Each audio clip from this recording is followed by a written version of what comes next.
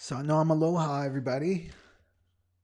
And I just want to bring up the comments here. There we go. Great. So if you can just put your name down and where you're from, that would be great if you feel called to do that. And happy new moon, everybody. This is an intense one. I'm sure you're feeling it yourself today. It happened at 8:24 p.m. Hawaiian Standard Time. So um, the moon, the new moon, and Chiron and Mercury are all conjunct. So they're all in the same shadow pattern.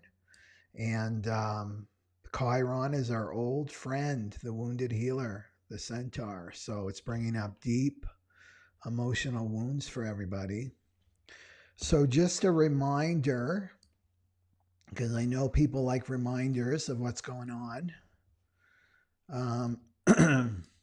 Let me just share my screen. Where is it? There we go. Let's see if here. Okay. Can everybody see that? Okay. Let me get rid of this. Okay. So this is what's going on in terms of our evolution. So this is the human design chart. Okay. And so we've already evolved from a physical awareness system. You see that down there? That's the splenic awareness system that was all about keeping the species alive, basically. And then we traveled up to the mental awareness system, right? Experiencing reality through the mind, okay? And now we're evolving, and we're in the midst of this. We're evolving out of a mental awareness system into an emotional awareness system. So this new moon to me really is like an important marker for the year. A lot of astrologers say that Aries is really the start of the new year, and it makes sense, right? Aries is about initiate and go, the pioneer. It's the first house, right? Um, yeah, it makes sense that the emotions would be really up for us right now. So we're going through the emotional awareness system, okay? And our emotions, you cannot avoid your emotional work in this lifetime, your emotional shadow work in this lifetime, okay? If you want to evolve and grow. And then out of this will become a solar plexus mutation, right? This is the solar plexus right here. That's called the solar plexus. That's the emotional wave, right? So you either have an open emotional awareness system, means you're a receiver, or you're a transmitter. It's defined, but basically we all share this wave. No one's the victim, right? If they have an open emotional awareness system or a defined one. And so once this wave, right, because this rules the emotional body, our emotional body, once this starts to get purified, i.e., doing your emotional shadow work, healing your inner child, right, then it mutates into spirit awareness. So this is like the experiencing reality as vibration and frequency. So that's what we're doing. This is the reminder for people. It can be really North Node and simplicity, right? It's this simple. Do your emotional work, right? But the mind just wants to grip. It doesn't want to let go, right? It's been our authority. It's ruled us for so long. And now we're moving into this emotional awareness.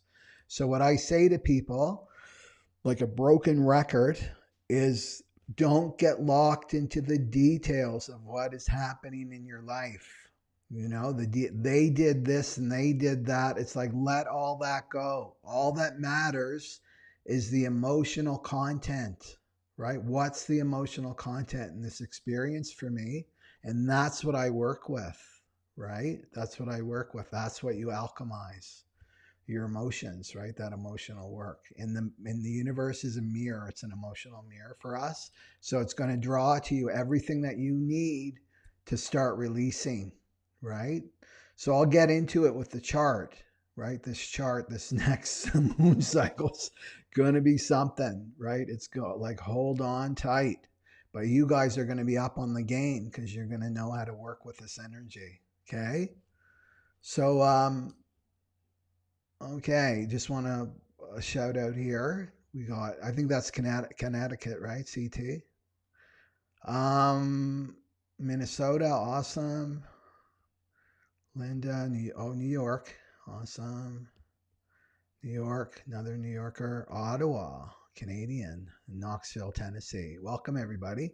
You're going to be representing for the rest of the people that will be watching this. So what we're going to do is we're going to start off with a meditation. This is a meditation, and it's a really easy one. You can do this anytime, any place, and it's for connecting to your emotional body, like really, really quickly, because that's part of the problem too. We've been really taught to suppress and repress our emotions. It's like, how do I access my emotions?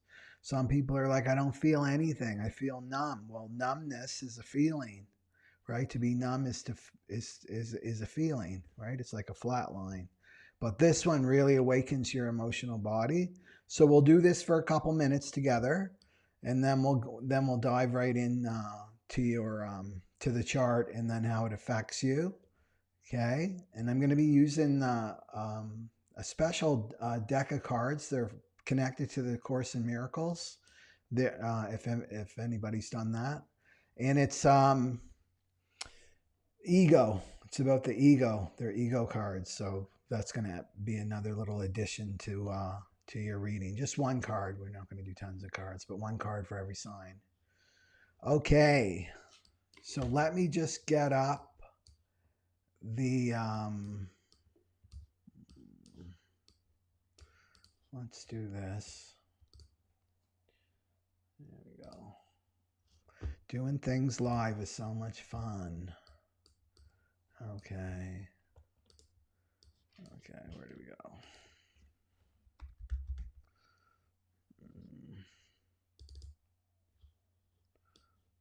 Okay. Actually, maybe I'll just do it with everybody. Let's make it really easy. Okay. Let me get out of here. Okay, just me. Okay.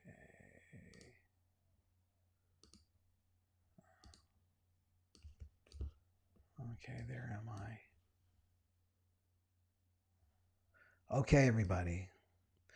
So what you're going to do is you're going to close your eyes the whole time, and you're going to breathe through the nostrils. Gyan Mudra, right? So thumb and index finger touching, just resting on your thighs. And then you're going to relax your shoulders, right? Have a nice straight spine. And then you're going to breathe through the nostrils. Okay. So it's an equal inhale and exhale, but it's not a breath of fire, right? For you Kundalini Yoga folks, it's like a nice slow but equal breath, right? In and out. And what that does, it brings your awareness, right? This is about bringing your awareness into the present now moment. Our awareness is up there in the mind, that mental awareness system. So that means we're not in the present moment.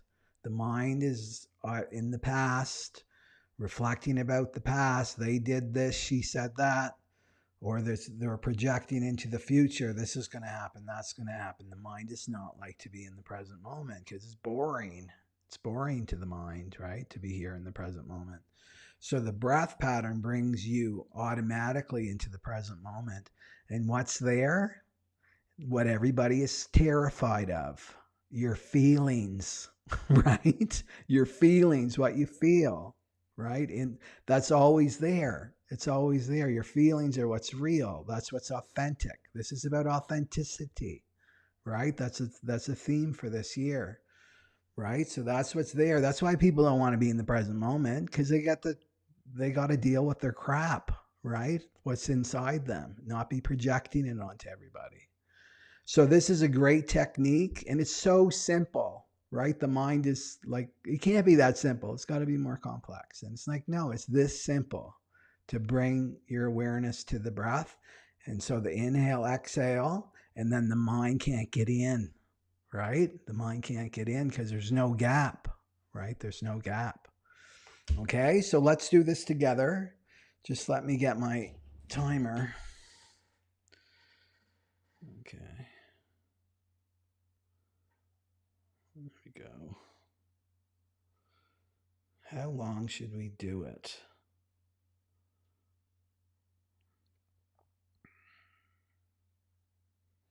Let's go for 5 minutes. We'll really like get that attention deficit disorder mind all riled up. Okay? Okay. So come sitting up with a straight spine, and you're going to follow my breath. Okay? So only the inhale, exhale through the nose. Make sure your shoulders are down, relaxed, and a straight spine, and eyes are closed. And just have the experience, right? Have the experience. Okay? So begin. So you're inhaling slowly.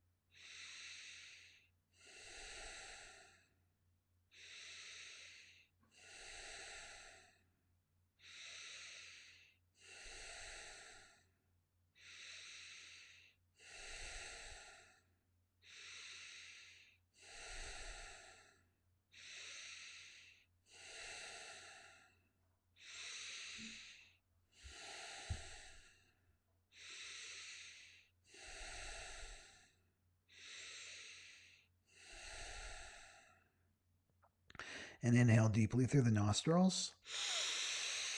Suspend the breath. Bring your focus to your third eye, the point between your brows. And exhale and relax the breath. Just with your eyes closed, and just feel yourself for a moment. So relaxing the shoulders, relaxing your temples, relaxing your neck muscles, relaxing your face and jaw muscles. Relax your belly. Relax your legs and your feet.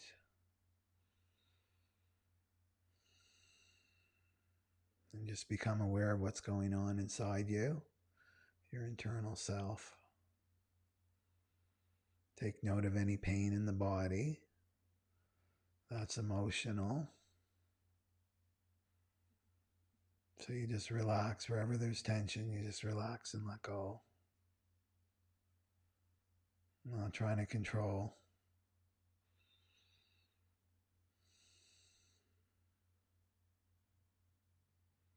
And inhale deep. And exhale. So that's something you can practice over and over again. I do that every single morning. I do it for 11 to 16 minutes every day. Sometimes more if I'm feeling a little bit of, and I've done a lot of emotional work, right? But if I'm feeling a little bit of pain, like where's that coming from? You know? And the mind will try to like, oh, it's because you picked up the bag of groceries not using your knees. And it's like, no. Right? You know the difference between that pain. It's like this lingering pain, and what the body is doing is trying to draw your attention to it. And it's emotional. I'll do that breath, and boom, it's emotional. I'll have a little cry, and up it will come, and then it goes. That's alchemizing this. And what it does, right, is just to remind people what we're doing. I remember working with somebody from Sweden, and I said, I feel like a broken record sometimes. And she goes, no, we need reminding. So I said, okay, well, I'm going to remind you. So this is the pathway of awareness that we're moving through, right?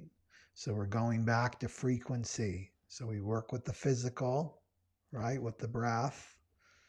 And then that passes the mind, not listening to the thoughts of the mind, opening up the emotional body, and then we go into frequency. And that's our goal with the solar plexus mutation, is to go back to frequency. That's where we come, the vibrational, right? The vibrational plane. To know ourselves as spirit, to know ourselves as eternal beings, having human experiences, right? Okay, so this energy is really helping us. Okay, so I want to get back to the chart. All confused here. There we go. So this is the new moon. I've got March 31st, right? Because it was 8/24 in my neck of the woods. But a lot of places it was April 1st. Okay. So that is, and if you watch my last video last week with the April forecast, we touched on this a little bit. So again, I want to remind people. So the shadow pattern, that the Chiron's not on here, but Chiron is also in the 21-3, right? And then the moon's in the 21-3. And it always behooves us to look at the ruler of the moon, right? So the moon's in Aries, and Mars is the ruler of Aries. Okay, so this is the and it's fear-based. No surprise there. So it's the shadow of control. Okay, it's the shadow of control that the moon is in. And remember, the new moon is seeding something that we're going to be working with for this month. And so it's the shadow of control. It's the gift of authority. It's the city of valor. I haven't put valor there, right? So it's about letting go of control.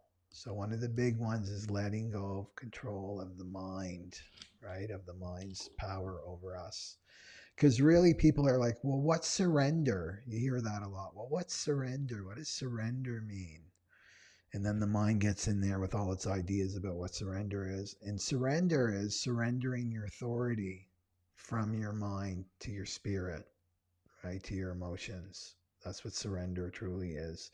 And then you surrender into the present moment, right? Okay. Let me just go. I'm going to have a lot of patience today.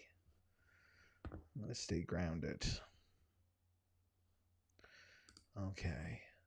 There we go. Oh, Jennifer's homesick with the chills. She's manifesting it differently. Yeah.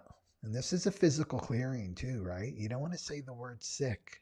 I always say I'm going through a physical clearing because you don't want to give it too much power. Okay. Okay, what am I doing here again? Here we go. Okay. Oh, I know what I'm doing here. Okay, there we go. I just want to figure this out. Current application. There we go. Oh, that's not good.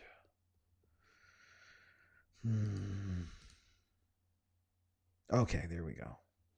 Okay, there we go. There we go. There we go. Okay. Thank you, everyone, for your patience. I can feel you being patient. Okay.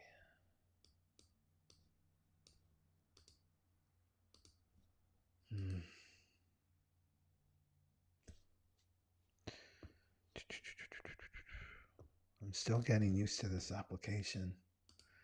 Are people liking this format, you know, through the 12 signs?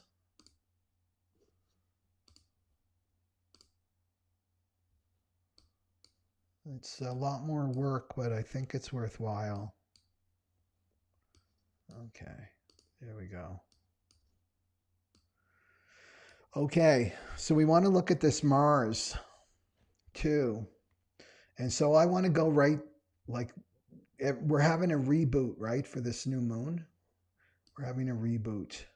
And so I can feel it myself, having a little reboot. I feel much more focused, you know? And I really want to work more with this emotional body. I think that's like, I can have the greatest impact there. Because if you look at it, if you look at it like, okay, how can I contribute to the world? Like, ask yourself that question, what would you do? You know, what would you do? If somebody said to you, hey, we've got to change the world, the government's gone, all these crazy false leaders and this negativity's all gone, and you're in charge, like, what would you do?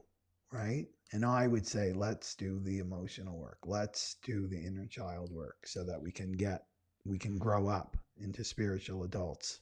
Okay. And then we can go, like, that's my piece. And then we can start to make a real difference and create this new earth together. Right. But we need to emotionally develop, right? Where our mind is developed so much already. That's our educational system is completely focused on developing the mind, but the emotions are not developed, right? They're not developed at all. So with this, with Mars here, the 49-1, so that's the shadow of reaction. It's the gift of revolution and rebirth. So what's really interesting, you people know, right, that Venus and Mars have been together. They're still in the sign of Aquarius for a while now. I don't have the exact dates, right? But that's very key. So Mars is about our emotional wound, right? So Mars in this position is about our emotional wound. So we've got Chiron. So that's our deep wounding around control, issues of control, either controlling other people or being controlled. And then we've got Mars here, and this is self-esteem. This is the wound of self-esteem and self-sabotage. So it's an emotional wound. It's a deep, deep wound that's coming up for this lunar cycle. So it's a self-undermining pattern. It's when we feel rejected. And that's one of the primal core wounds too, right? But it's also in this 49. So this is when we feel rejected. And what we do is we lash out, we react. And so self-esteem issues will come up during times of emotional conflict with others, right? So this is a really radical way to look at, like, oh, I'm having conflict with my partner, I'm having conflict with my sister or my mother or whatever. Take it. Like, don't go into reaction, but it's like, oh, this is really about me feeling rejected. It's about me feeling rejected, and that's why I'm lashing out right now. That's why I'm reacting right now. Right? Our relationships are so key right now. They're just fertile for learning and growing as a humanity. We have to merge, right? It's no silly thing. We all are all one. We have to merge. Doesn't mean we become the same, right? But we're merging. We're going to feel each other. I talked about this solar plexus awareness system. Those boundaries are coming down and we're going to feel each other deeply, right? So this is the conflict, right? The ego is like, no, no, no, I don't want to merge. I want to be separate. I want to be separate, right? And that's to keep us in the illusion of the Maya. So you want to ask yourself, like, how do you really feel about yourself, right? And your body is going to show you clues. So you probably feel it right now. I can feel it a little bit in my back of my heart chakra a little bit. Your body's going to show you where your emotional wound is, where and what you don't want to face. So do that breath pattern and your body's going to show you, right? So for instance, like shoulder pain, carrying too much responsibility for other people. Back of the heart chakra, not receiving divine love, not able to receive love. Just things like that, right? Ankles are siblings and knees are parents, hips are grandparents. There's I think Louise Hay has a great on Heal Your Body. It will show you, but tune into your intuition too about what it means for you, right? And that's where it's locked, it's crystallized in the emotional body, right? There it is. The root of it's in the emotional body, and then it manifests as a mental, right, belief system, thoughts, and then into the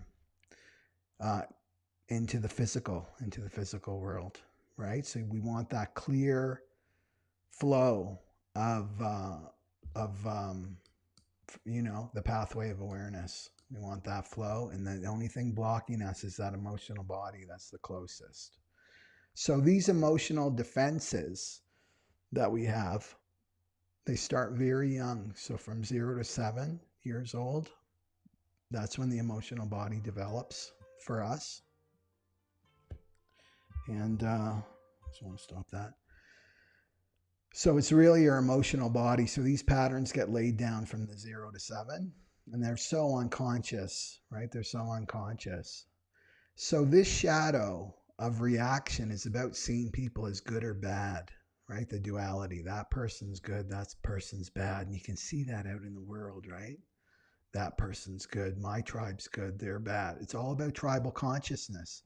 I belong to this tribe, and we fight and argue with that other tribe because they're wrong and we're right, right? Instead of global consciousness. For the Aquarian age, this tribal consciousness is going away, right?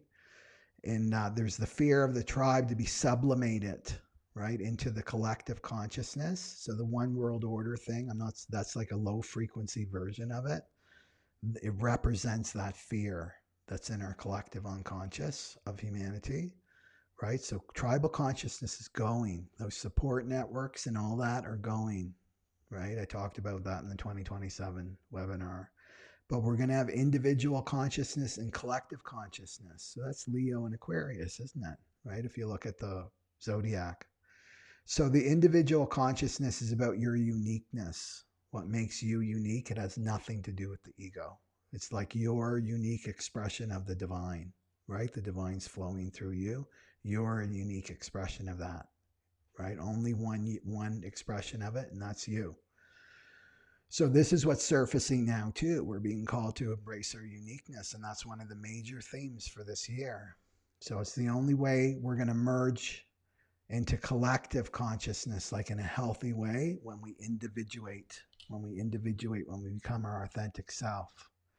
So you want to look at your personal relationships right now, right? That's a mirror for what's going on in the tribe out there, in the tribal relationships. They're the same thing, microcosm, macrocosm, right? What's going on in your relationships right now? It's the same theme. So as we heal our relationships, that in turn is healing those wounds, right? Those tribal wounds out in the collective.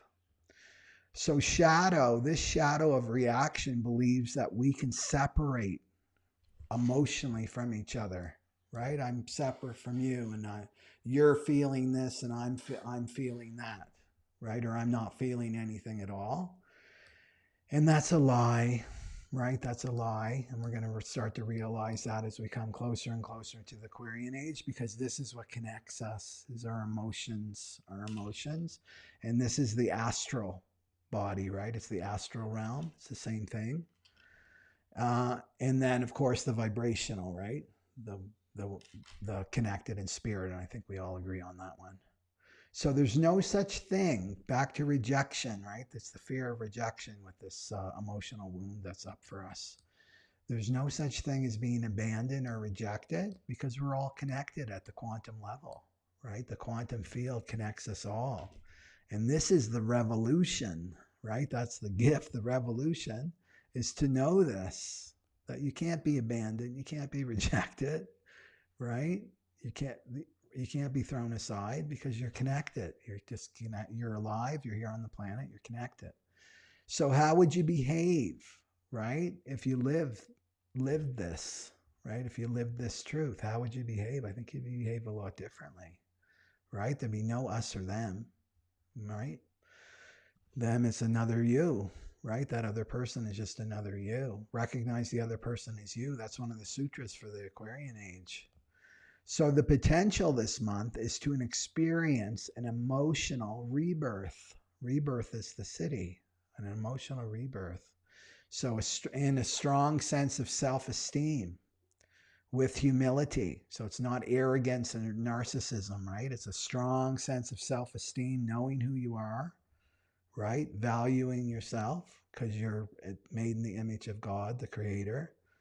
But you're also humble to God, the Creator, right?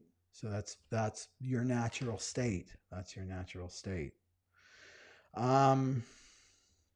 So I think that's wonderful, right? If you're willing to accept that, maybe you've been getting a little bit of that taste of rejection. We'll look at it. Yeah. Okay. So let's get out the collective. Right on, Karen, saying thank you. Very helpful. You know, I like the thank yous and appreciation, double Leo. And then hi from Florida. Great. Okay. Okay. So let's, I want to get the overlays going. So then we can, whoops. So then we can get the, so people can fast forward if they need to, if they just want to go to their sign. Okay.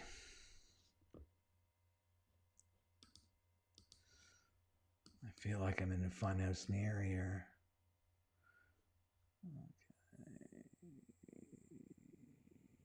Okay. Okay. Here we go.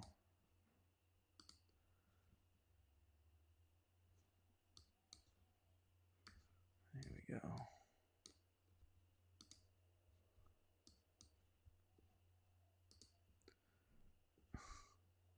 Oh, I see. Okay. I just want to put me up here in the, down here maybe.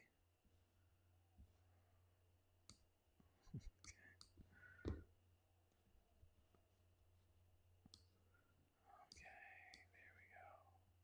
Maybe up here. Maybe too small. Okay. So let's do that. And I want to start off with Aquarius. Aquarius. Oops. Okay. Overlays. There we go. Okay.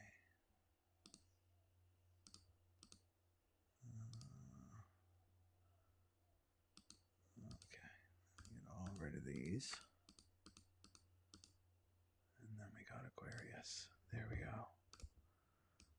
Nice big Aquarius. So the reason why I'm starting off with Aquarius, because this really represents the collective, what the collective's going through, because it is the age of Aquarius that we're entering. Okay.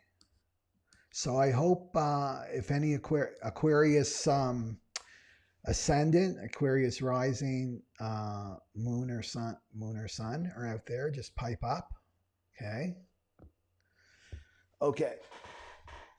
I want to get my wheel here. Here's my wheel. There's Aquarius. Okay. Okay, 1, 2, 3. So the new moon for Aquarius people and the collective, right, is happening in third house. So that's the realm of the mind in our thinking. So there can be a lot of control issues there, either being controlled, just to speak about the collective, like manipulated and controlled through the information that we're taking in as a collective, right? We're seeing that with mainstream media and the censorship and all of that control, right? So we're seeing that. And giving our authority, because that's the gift of the 21, is the gift of authority. So giving our power and our authority over to people that we perceive as an authority. Well, they're the experts. They're the news people, right? And and it's the fear of taking your own power back too, as the collective, that we're fearful of being our own authority, and that's what we're being called to do, is to take our power back, like each person as an individual, but as a collective, right? So when you control somebody, the information, because this is about information coming in, then this in turn affects the way we perceive reality in the world, right? And then this in turn affects our behavior. You can see that. So we can see that going on as a collective. So there's going to be a lot of control stuff coming up in the collective. And this is for you too, Aquarius people. Okay. And a sec.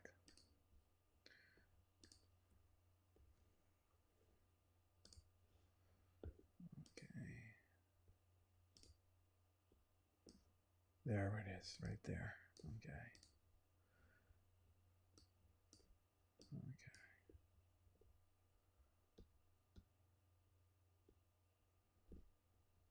So Mercury's in there and Chiron's in there. So Mercury is the natural ruler of the third house anyway. So it's all about information this month.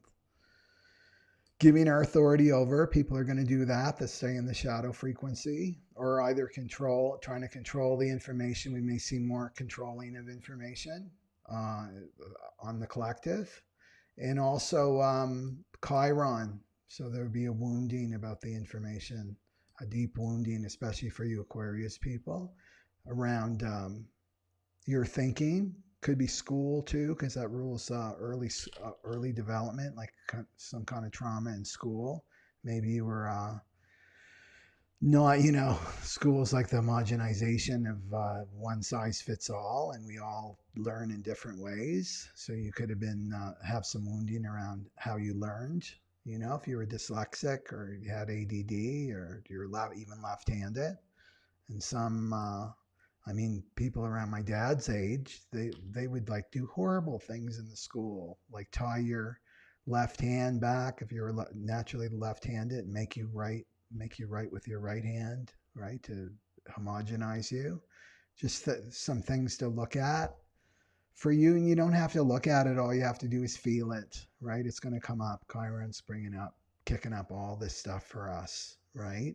So there could also be in the collective is like realizing that we've been hoodwinked. You know, some people are going to start to wake up and realize that we've been hoodwinked, and there's going to be a lot of pain coming up too, in terms of the information that we received wasn't trustworthy. It wasn't trustworthy. So we may expect some of that. So that's going on there. And the reaction, right? The shadow of reactions happening in the first house for Aquarius, for the collective. So this is reacting, right? People, we're going to see people reacting more on the external world, just reacting. In war, right? The war stuff's all ramping up now. More emotional reactions in the world. And for Aquarius people, that could be you acting that out, right? So you want to be aware of that, like not acting that out. And to do emotional work, all you got to do, emotional shadow work, is like stop, like just take a break. Do you know what I mean? Like if you're feeling the heat inside you, that's not a good time to go write an email or going to talk to somebody and I'm going to give them a piece of my mind. That's the shadow, wants to project onto other people. So you just want to take a little respite. Let me just cool down for a moment, right? There's a reason why we say cool down, because there's so much heat. Do you know that feeling? It's like the ego, and it just wants to go, and I want to give them a piece of my mind and tell them what's what, right? So Aquarius, the collective, as a collective, we really have to watch that this week, and then take it back to the wound of, oh, I'm feeling rejected right now. That's my work to do, not run around and project on people, right? And the other thing with the collective is that we're going through the shadow of limitation, right? In the 12th house. So this is a closure, right? We're closing up shop. 2026, right? Pluto's moving into Aquarius, the sign of Aquarius. So this is a real closing cycle that we're in right now. And it's about limitations. It's the shadow of limitations. So recognizing and acknowledging our limitations, because we do have limitations. We live in time and space, right? But as I talked about before, Saturn is losing its control over us. It's not going to be as heavy, right? Saturn is very heavy, and karmic and gravity, and right in this limitation. So we're transcending that, right? So the limitation is actually how we work. We need a container, right? We need a container to manifest. So if you've ever gone to art school, it's like you've got your project, and then here are the limits, and then you work within the limits, and that creates that container for creativity to grow, right? It's like a river needs the banks, right? It's the same thing. It needs a container. So we're facing our limitations as humanity so that we can transcend them and be ready to create, right? To the new age of Aquarius. Okay. 1, 2, 3, 4. Okay. Oh, the ego cards. Okay. So I just want to do an ego card for each sign.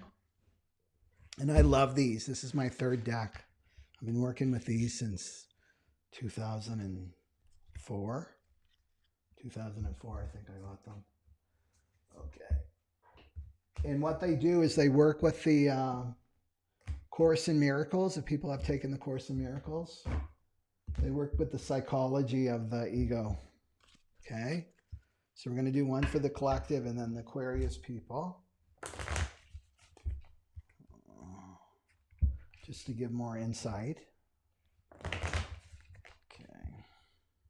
We want a card for the Aquarius people. Okay.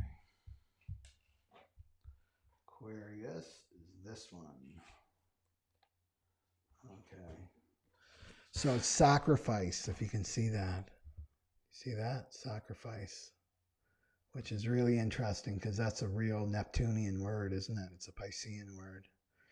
So this is thinking that we have to sacrifice, right, for to do our spiritual journey. And you can see that this guy here has the big sack, right, like Santa Claus, the big sack, the big burden that he's carrying up the hill, and while other people don't have anything. So this could show us that, you know, the collective, it's time to share.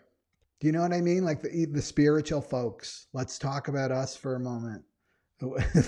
We've been on this path, and I know there's other people, elders, that have been here before me, but we've taken a lot on. You know what? We have sacrificed. We've sacrificed our material world, in a sense. Do you know what I mean? Like making sacrifices of, like, I can't go and get a job just to make all this money. I can't do that. I'm committed to my spiritual journey. And in the Piscean age, it was about, you're not paid, you're not valued, right? The people that are doing the most important work, right, in terms of spirituality, teachers, for one, teachers and single moms, they're not valued, right?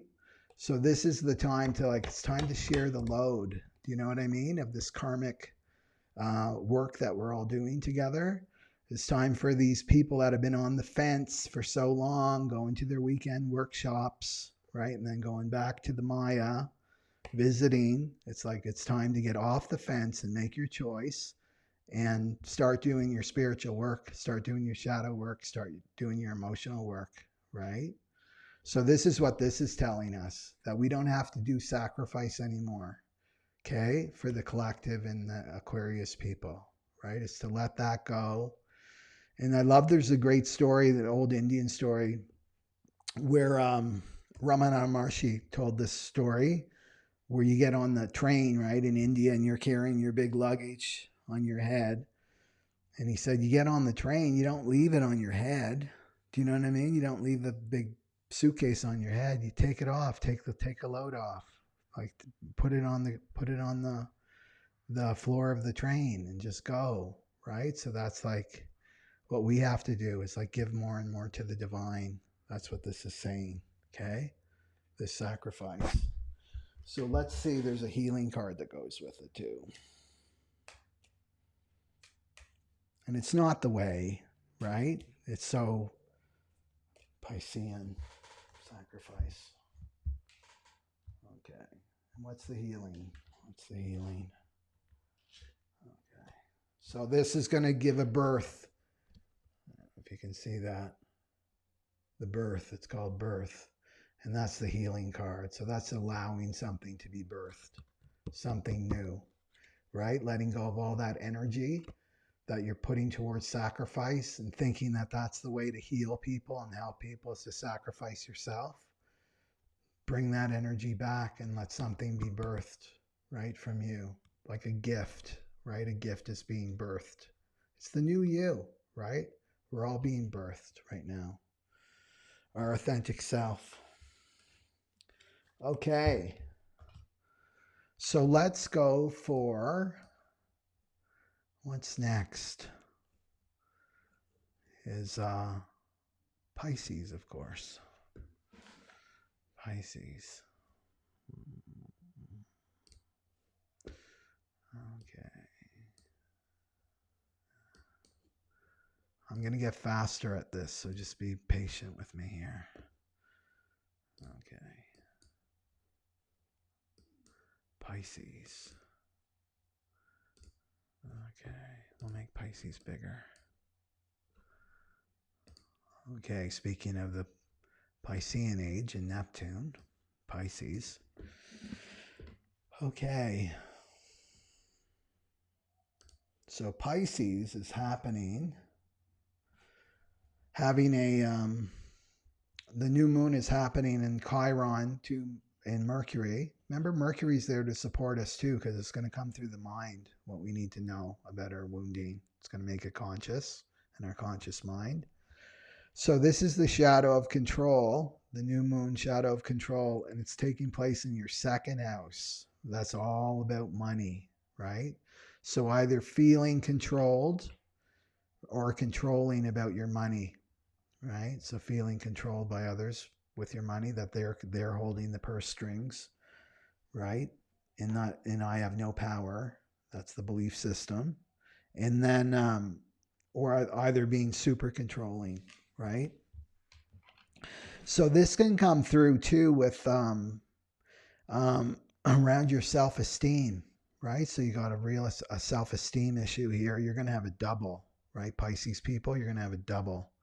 So you got self-esteem issues in the second house, right? That's self-esteem, your sense of self-value.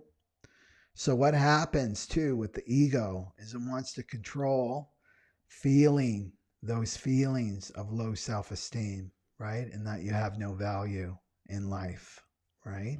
Pisces are very sensitive anyway in that matter. They just can't run out and do any job, you know, because they're so sensitive to energy. They're healers, right? Pisces are healers.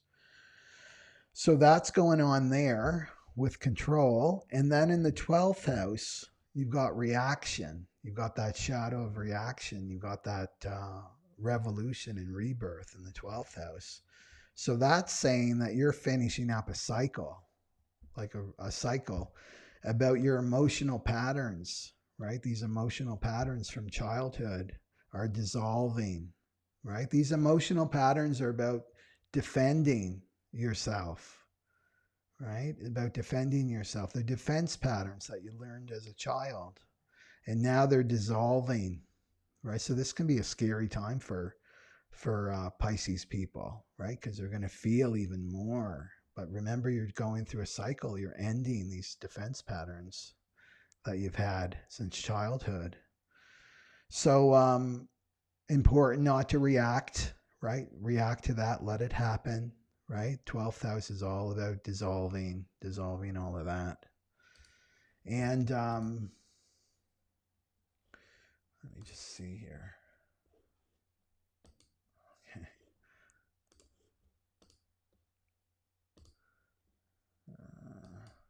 I got to get me out of the way. There we go.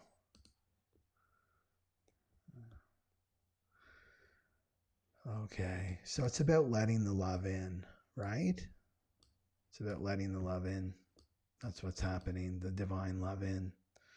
And so what you can do here is you can start seeing with this position, you can, you know, the shadow of reaction, you can start seeing your friends as enemies and your enemies as friends, right? Because it's very deceptive. You can't perceive, right? Everything's really, really foggy with the 12th house. So you start inverting, thinking your friends are enemies and thinking your enemies are friends. So this is also about karma releasing. So karma releasing, and it's an answer, right? Because there's a loneliness that the Pisces people have been feeling. So this is about moving out of that space of loneliness and really opening yourself up again and opening yourself up to compassion, right? Out of compassion. Okay, that's Pisces. There must be a Pisces person out there. We'll do a card for Pisces.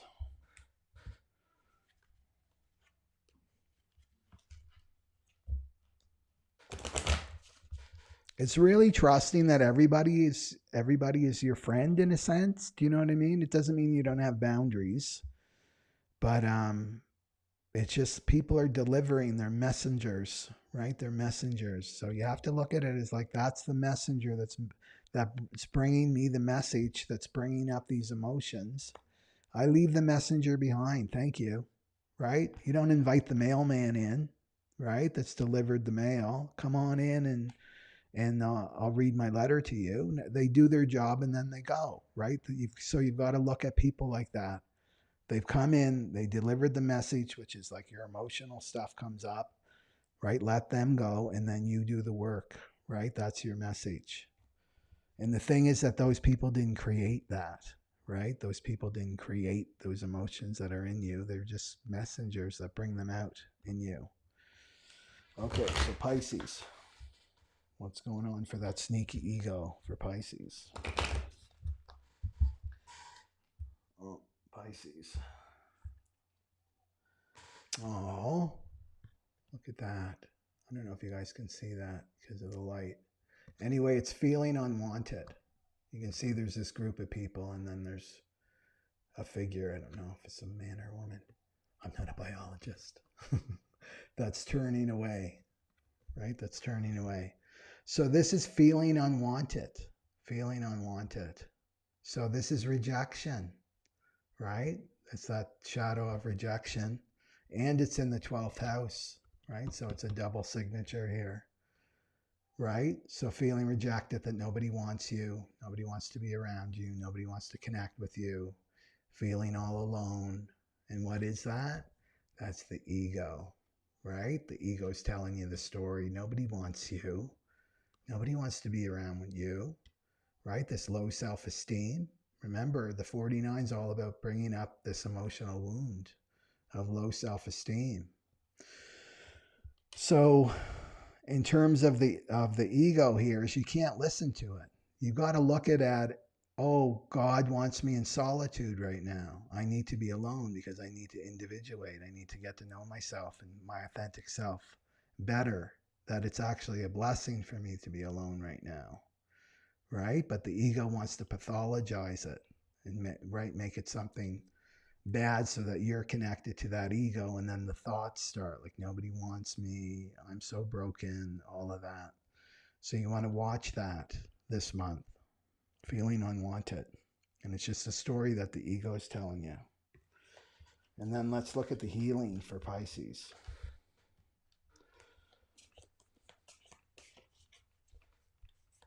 The healing for Pisces is this one. Oh, can you see that? She's asking for a miracle. It's asking for a miracle. So asking God for a miracle. If you're feeling that loneliness or your mind is overtaken you, you know, because it's in that 12th house, right? This, like, you really have no control in there, right? In that house. So pray, right? Pray, ask for a miracle. I was talking to someone the other day that I was working with, and I was saying about, you know, asking for a miracle, and I said sometimes our angels are like, they're like at the fire department and they're playing cards, you know, and they're so bored and they're waiting for the call, and we have to call. They can't intervene, our angels and our guides. So we have to ask. So this is like if you have a healthy father, you know, and you're out of cash and you need money, right? It's an emergency. You phone up your father, right? Like, hey, I'm in an emergency. Can you help me out here? And you know he's going to come through if he's a healthy father. So this is the same thing. You're asking the Creator, I really need a miracle here, right? Pisces, I really, really need a miracle here. I don't know how to get out of this feeling of worthlessness and low self-esteem, and I feel so rejected and unwanted by everybody. Please help me to remember who I am, right? And it will come through. We want to become miracle-minded, right? So not like it happens once in a while. It's like you depend on it, right? You depend on miracles. So that's a beautiful card for Pisces to get through that feeling unwanted. Okay.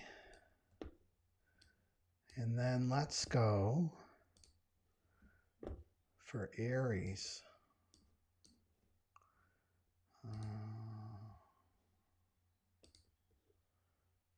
Overlays.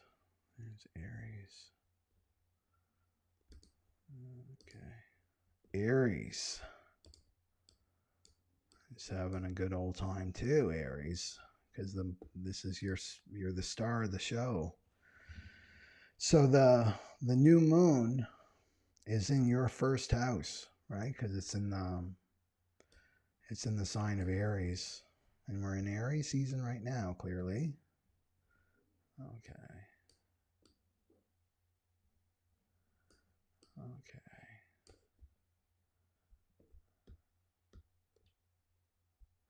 So Aries in the first house. So this is the ego. The first house is the ego. So this is not realizing, right? Not being aware of that. And reaction is in your 11th house. But let's look at this first. Like trying to control, your image and how you look in the world, right? So looking, I got to look perfect out in the world, and it may not be an integrity, right? And integrity and authenticity, we have to remember, is when the inside and the outside match, right? So if you're feeling like crap and you're really sad and upset, and then you come out to the public and you're Miss Smiley Face, that's not authenticity. You're not being in integrity. And so this is really damaging to yourself, like yourself. And it's just a role, right? It's roles that we take on as children, that we're not allowed to be authentic and real. We've got to put on the smiley face, right? For our family, if we were taught that. So there can be a lot of control issues there, or people projecting their control issues on you, right? Where you're feeling controlled in that way. And it's all about identity, right? The first house is all about identity. And this is where we get into some trouble with identity. And you can see what's happening out in the world. There's all the minutia of identity. I'm this, this, this. All my labels, right? My big long list of labels. And they're getting longer and longer and longer. And this is the low frequency of uniqueness. It's the low frequency. Uniqueness is not about labeling yourself. It's just about being your natural self. And what happens when we identify with something? Immediately we have to protect it. We've got to defend it. We've got to defend that identity, right? And that it wastes a lot of energy. So here we have all these labels fighting amongst themselves, instead of going to like, what is the common ground? What's our common ground here? So you got to be aware of that with Aries people, is identifying, what do you identify with? Because there's that shadow of control there. Is I need to control how people perceive me, right?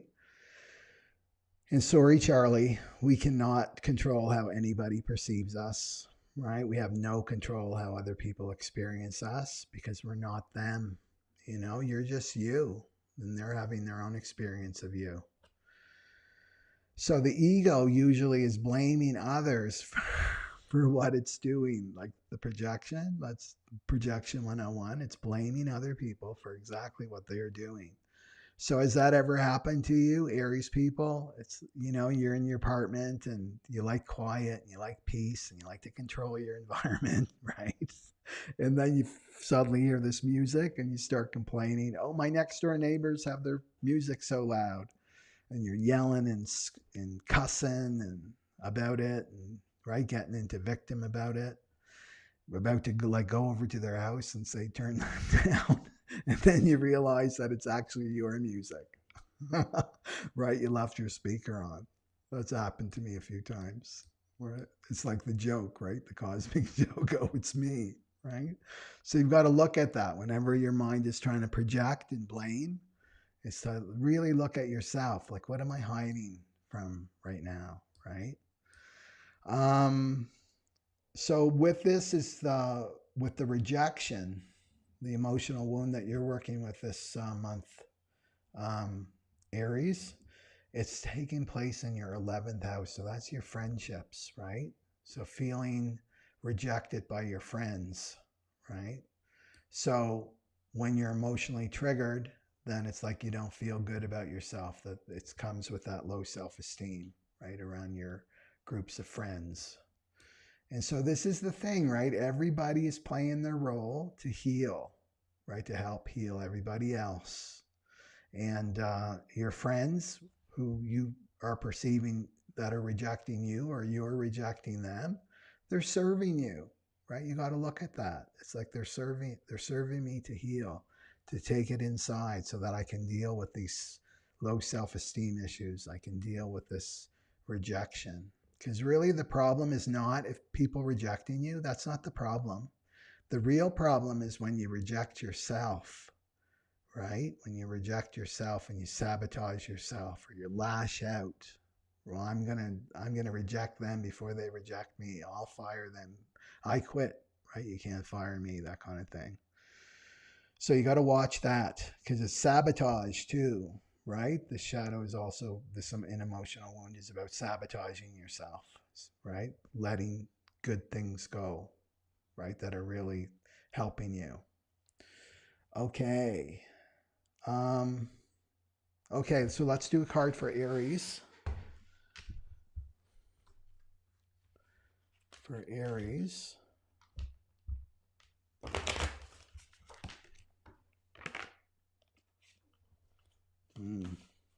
Okay, one just fell out, so I'm going to probably, that's probably a sign.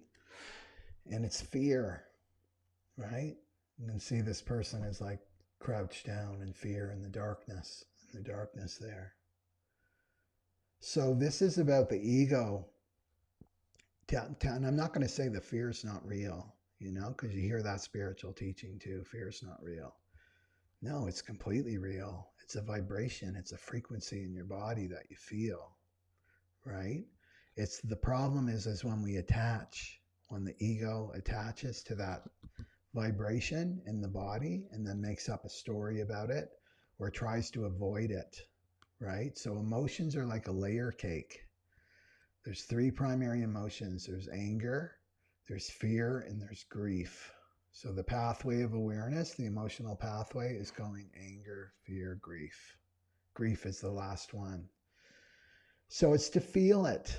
That's all. Don't run away from it. Just to feel it. And just to know, oh, this is just a vibration moving through me right now. And, you know, fear served us at one point. Right? There's a tiger running after me, or there's a car about to hit me, right? Then fear serves you. It's like it protects you, right? It makes you move. That kind of fear. This is like different kind of fear. This is like fear just seems like it's coming out of nowhere. So you have to bring yourself into the present moment, right? And it's like, okay, I'm feeling fear. I don't see a tiger in the kitchen with me here. I'm safe. I'm just going to feel it. So you just do your breathing, right? Do that breathing exercise that I did at the beginning of the video, right? And then you feel it and you get the mind out of the way. You relax your body. You let this frequency of fear move through you, your energetic field. And then you get to the grief. There's going to be grief under that. And then you have a little cry. And don't go into a story because the mind wants to come in and make up a story about why you're feeling afraid. It's this going on, that just keeps you away from the work, right? The alchemy. So then you just feel it, right? You'll have probably a little cry and then it's gone. And then it's totally gone until maybe you're at the next level, right? In your emotional work. So, yeah, so that's how I would work with it. It's just work with the energy of it with fear. So let's look at the healing card for Aries.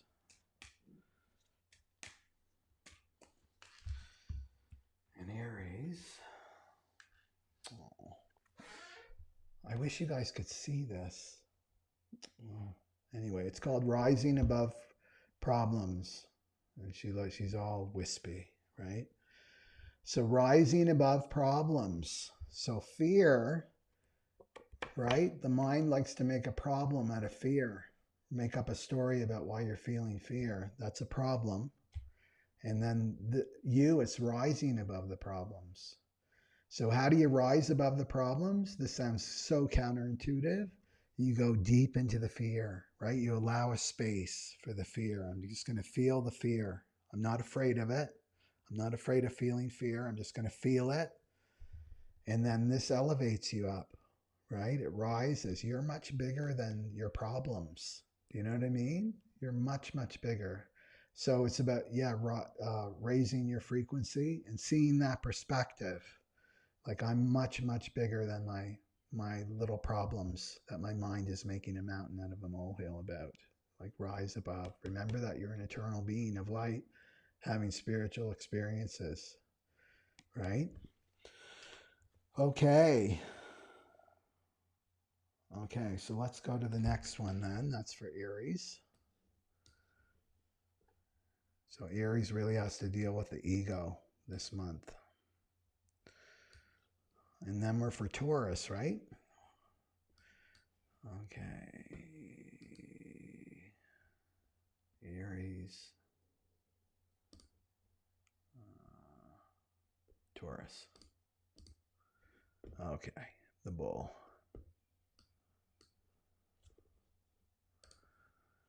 Okay, there we go. So Taurus is the new moon's happening in your 12th house.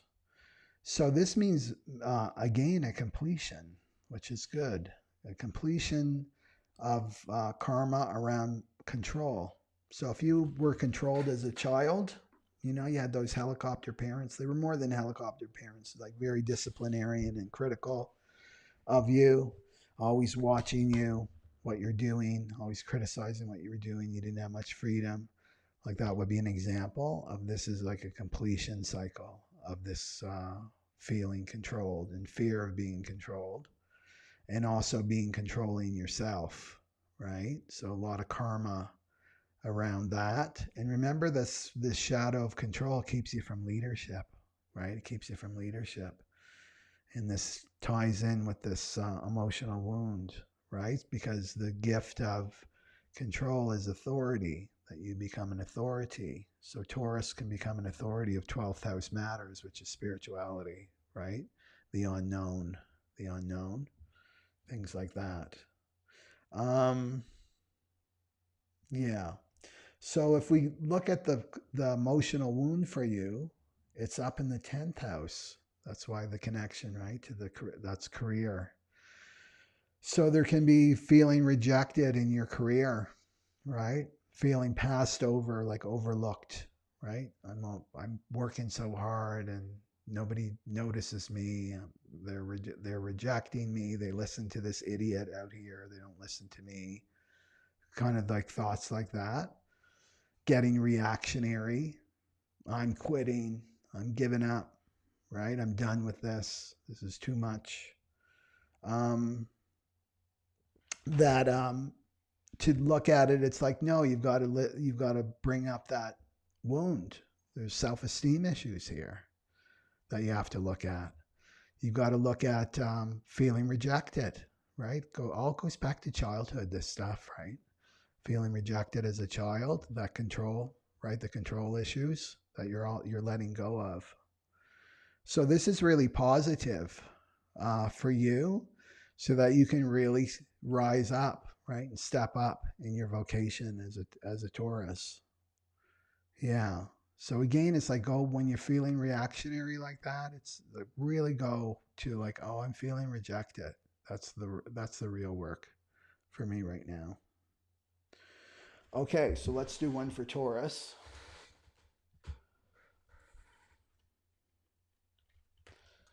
Okay.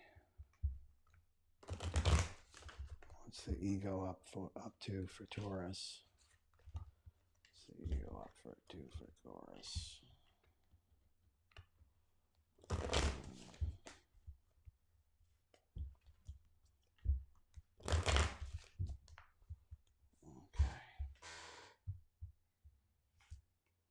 Oh, I knew it was going to be this. That's so funny. Because I saw it when I was shuffling, and then I picked it. That's funny. Okay, so this is the ego conspiracy. If you can see it, it's called Taking. He looks like Bob Dylan, this guy, the younger Bob Dylan. I was surrounded by sycophants, right? Grabbing for him. So this is giving to take. To watch that, Taurus, it's like giving to take. So, and the ego tells us this, that we have to, in order to, there needs to be this equal exchange, you know? I give this, and then they're going to give me this back. So it's like there's an attachment to an outcome here. Instead of the divine law for you, Taurus, is, or feeling being taken from. That's the other thing too with this ego conspiracy, right? This is the stories the ego is telling you. People are taking from you, right? They're ripping you off. They're using you, right? Give up, right? Give up. So you've got to look at that, you know? And then you yourself to go in deep inside and look at that shadow work. And shadow work, you've got to be ruthless. You got to be, brave and courageous to look at your darkness. And it's like, where am I attached when I'm giving something, right? Where am I attached? I'm giving this person a compliment. Am I attached to them even saying thank you? Or, if you're driving and you let somebody in, sometimes it's like, where's my wave? Right? I just let you in. Where's my wave? Come on, where's my wave? So just to be aware of that dynamic, because that's the ego, like expecting. So giving freely from your heart with no expectation of reward, not even a thank you, then that, right? That in turn brings more and more prosperity to you. So really dig this out in terms of rejection, with that wound of rejection and low self-esteem that the ego says you got to take, right? And so spiritually that can be taking. Okay, so let's look at the healing card for Taurus. That's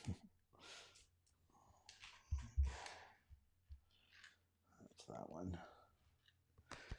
And you can see that's a priest. Looks like a priest at the pulpit giving a sermon. So this is honoring the truth. So honoring the truth. And that's the only thing that's real. That's the only thing that's going to be left standing in the Aquarian age is the truth, the capital T truth. And remember, truth isn't something you figure out and you got to prove. I got to prove that this is true and that's wrong. Truth is a frequency, right? So you want to honor the frequency of truth. So sometimes we got to want truth, right? We can't be in denial.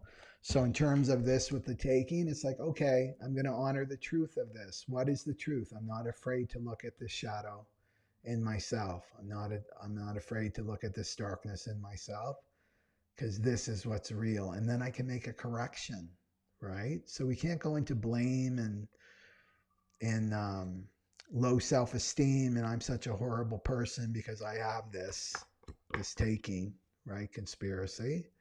It's like, no. It's like, now you know, right? You have the truth. The light of awareness is put on that shadow, right?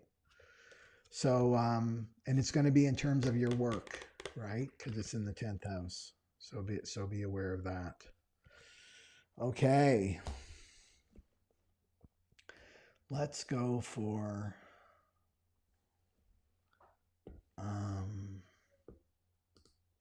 Gemini.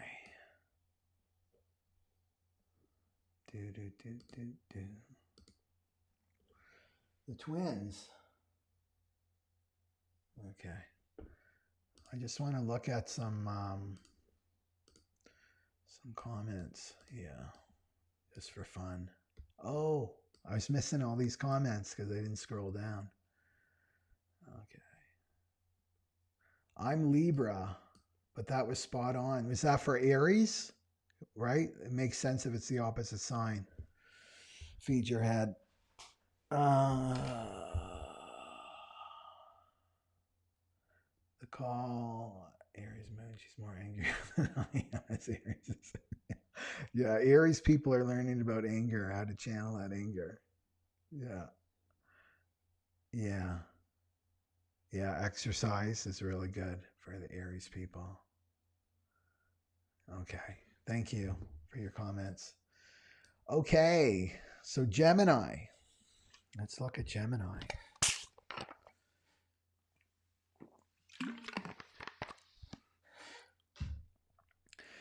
So the new moon for Gemini is happening in the 11th house. So that's friendships, right? So either your friends are controlling you, you're feeling like your friends are controlling you, like you've had enough of that, or you're very controlling of your friends too. This is also about hopes and dreams, the 11th house. So trying to control, right? Trying to control, well, my hopes and dreams are this. And it's usually connected to the ego if you haven't done your spiritual work, right? Something that you want and want for your life could be something completely different, right? It's not about seeking people's approval, right? It's something, so you have to watch that, like let go of that control.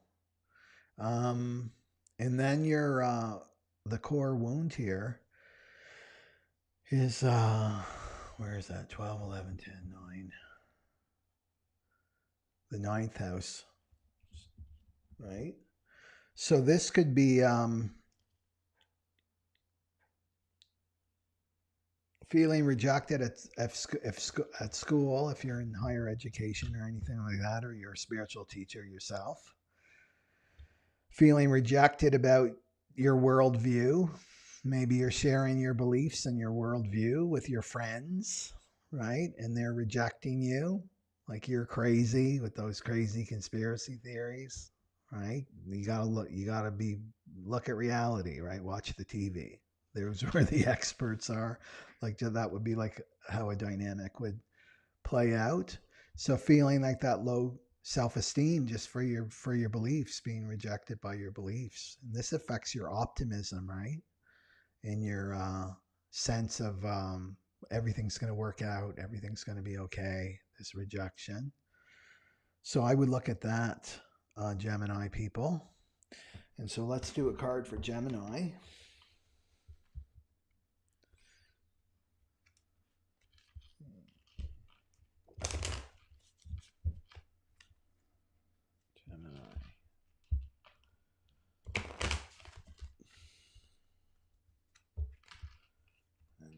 Gemini. Gemini is betrayal. Look at that. Betrayal. See that? I don't know if you can see that, but betrayal. So feeling betrayed by your friends, right? Or groups. It can be groups of people that you belong to, like communities that have some kind of cause, a humanitarian cause. So feeling betrayed, right? But rejected, bad mouthed, right? Gossiped about behind your back. So she's this, she's that. That betrayal, and that's very, very hurtful. That you've been betrayed, or maybe you betrayed your friends, and somehow too. So we have to be in integrity, like even gossiping, right? Gossiping is a betrayal of the self. Like look at where you're betraying yourself, right? Where you're talking negatively about somebody, because the ego loves that. They're judging others like they're bad and I'm good, right? They're bad and I'm good. It's the soap opera thing. That's why people love watching soap operas, because they think, oh, my life's not that bad, right? Or the celebrities, the fall of grace from the celebrities. So this is the conspiracy, what the ego is, and it may make you suspicious too, right? Like he's talking behind my back. I know he is. And you don't have any proof of it, right? So the ego might be saying they're betraying you. They're betraying you. Again, go back to childhood. If you're attracting this in your life, betrayal, then you were betrayed as a child somehow, and that's the emotional work for you to do. And it also means you're betraying a part of yourself, which is like betraying your inner child. Okay, so let's look for the healing card for Gemini.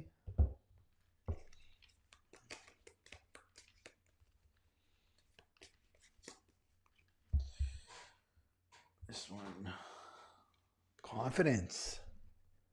You can sing her. She looks like Billie Holiday a little bit.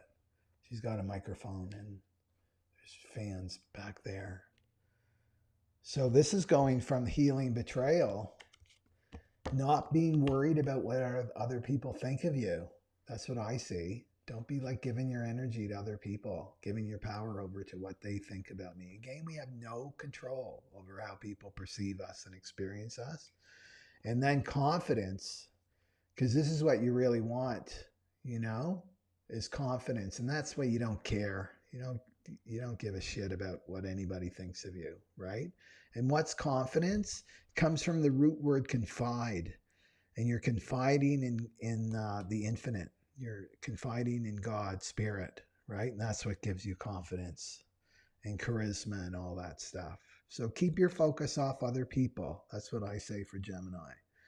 Not trying to control, how they see you, how they experience you, and focus on you, right? And then build up that confidence. And then you'll attract the attention, right? When you're confident. People always notice a confident person because they're filled with spirit, right? Inspiration, filled with spirit. So that's Gemini. And then Cancer, right? We're on Cancer next. Okay. Cancer. There we go. Cancer, the crab. And what's going on for Cancer? Their new moon is happening in their 12, 11, 10. Is that right? Yeah, in the 10th house. So this is their career, right? So letting go of control of their career, that it's got to look this way, and this is the plan, and then I do this, and then I do that, and then I do that, or feeling controlled by other people and authority. So it could be like a person that represents kind of a boss, fatherly figure for you. It doesn't necessarily have to be your father, but someone that bosses you around and is controlling of you. You want to let that go and become your own inner authority, Cancer. Not be giving your authority over to the external, to some father figure that's right controlling you. And then in turn, you controlling yourself, giving your control over to somebody else. You got to watch that. And then you become the authority in whatever vocation you are. This is the thing, right? That the shadow really stops us from stepping up to our soul purpose, right? The 10th house is your soul purpose. So you want to watch that, let go of control, like surrender to that. Surrender to your own inner authority, right? Don't be giving your power over to anybody. The expert of you is you. Nobody's an expert of you, right? But you. And then you've got your emotional wound that you're working with in the 8th house. So this is your marriage partner for sure, right? It's probably connected, like your husband or your wife is trying to control you and tell you what to do, and right, in terms of your career and what it should look like and that. And only you know that. So this is also feeling rejected by your spouse or somebody that you share resources with. So it could be a roommate or something like that, or even the government, or you have a loan or something like that. Feeling rejected, get your loan rejected. And so this can bring up self-esteem issues, but really like self-esteem issues on steroids in the 8th house, because it would be like trauma. That's the trauma house. So really an opportunity for you to go deep. Plus you're a Cancer, right? So the realm of feelings is really important for you. And to let those go, and feeling rejected, right? Could be rejection from the father, right? If you want to go to childhood, rejected by your father, rejected by the male, because it's the male, the masculine house. To look at that, your work to do. And and remember Chiron's up there too in the 10th house with you. So there's lots of wounding for you to work with this for this month. Yeah. Okay. And so with self-esteem issues. Okay, so let's do a card for Cancer. There we go.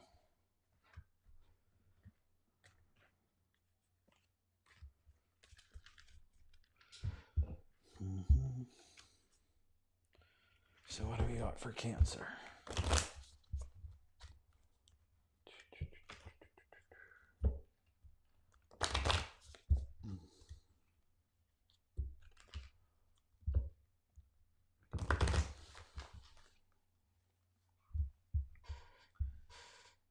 Here's for Cancer, this one.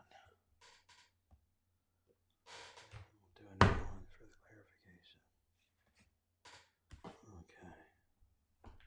So I got 2 for Cancer. So one's called the Constellation of Shattered Dreams. Just like this is about one thing after another, like looking at your whole life. And it's just like one disappointment after another, one disappointment after another. It's called the Constellation of Shattered Dreams. And then this is the Undoer. This is a really interesting one, Cancer. So this is about self-sabotage, which is part of that 49th shadow of reaction and the self-esteem issues. This is about self-sabotage. So this is like when things like you've been working on a project, right? You've been working on a project for a long time, really working diligently on it. And then suddenly, let's go to your partner, something happens with your partner, right? He gets in a car accident or something, and then you don't have insurance, right? So all this money that you're putting in your project has to go to him. And you might say, well, that was really about him. It wasn't about me. It's like, no, this is the undoer. This is the undoer. So it's coming from your subconscious mind, right? I'm just thinking of a friend that I have, and there's and I'm not bad mouthing ayahuasca. I'm just like using this as an example. There's some community of it's like the Church of Ayahuasca on Maui, and they're doing ayahuasca like 3 and 4 times a week, and not calling it an addiction, right? But I have a Cancer rising friend, and this is a perfect example. And her husband was addicted, right? A total addict who drank and smoked weed all the time, and she put down her foot and said, "That's enough." And then and then she heard about this ayahuasca church, right? A friend of hers told her about it. And then she said, well, maybe I'll tell my husband about it. Right? And she sent him off to this church. And this would be like the undoer, right? Knowing that he's got addiction qualities, because it's a whack-a-mole. Your addictions pop up at all different places until you find out what's underneath them, right? So now she's doing ayahuasca 3-4 times a week, and they're calling it medicine, and they don't acknowledge that it's an addiction. It's like, if you're happy, have ayahuasca. If you're sad, have ayahuasca, right? If you're feeling stressed, have ayahuasca. It's like, sorry, that's the definition of an addiction. You're looking to something external to you to make you feel better, right? Not to say, right, like, yeah, that it's in the right way, it can be a powerful medicine.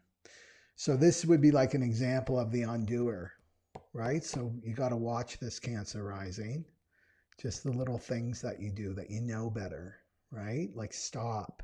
It really helps to restrain. That's actually a gift. Restraint. I have this.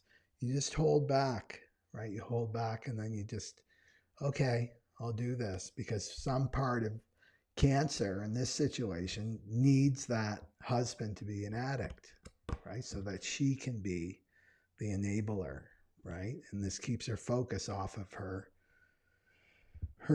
soul purpose, right? Her vocation. Yeah, I've got all these problems at home. I've got to deal with that. That's the undoer. So this goes back to the 3-year-old, right? So it goes back to the 0-7. When things start to get good, then something happens, right? So if you have that pattern in yourself, doesn't matter what sign you are, to look at that. It's like, that's a pattern. Whenever something really good happens to me,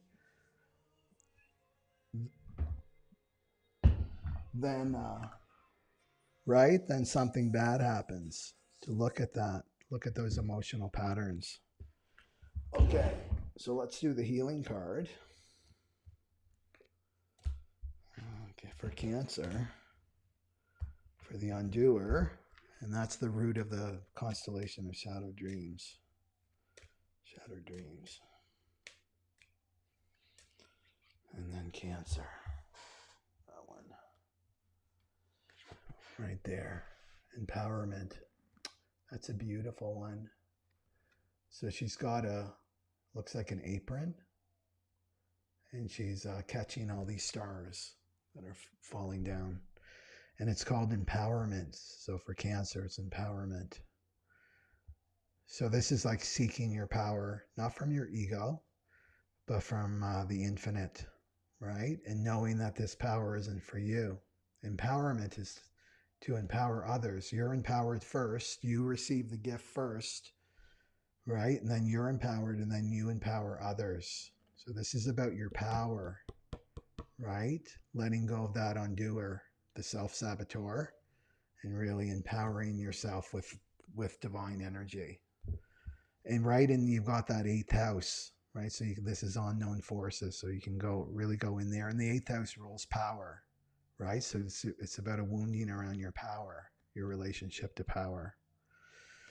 Okay? And to trust yourself. This is the thing. We don't trust ourselves with power. We have to start trusting ourselves with power, because the spiritual folks are going to start to be more and more empowered. Not the materialists, but the spiritual people will be empowered. We have to trust ourselves. Okay. Leo.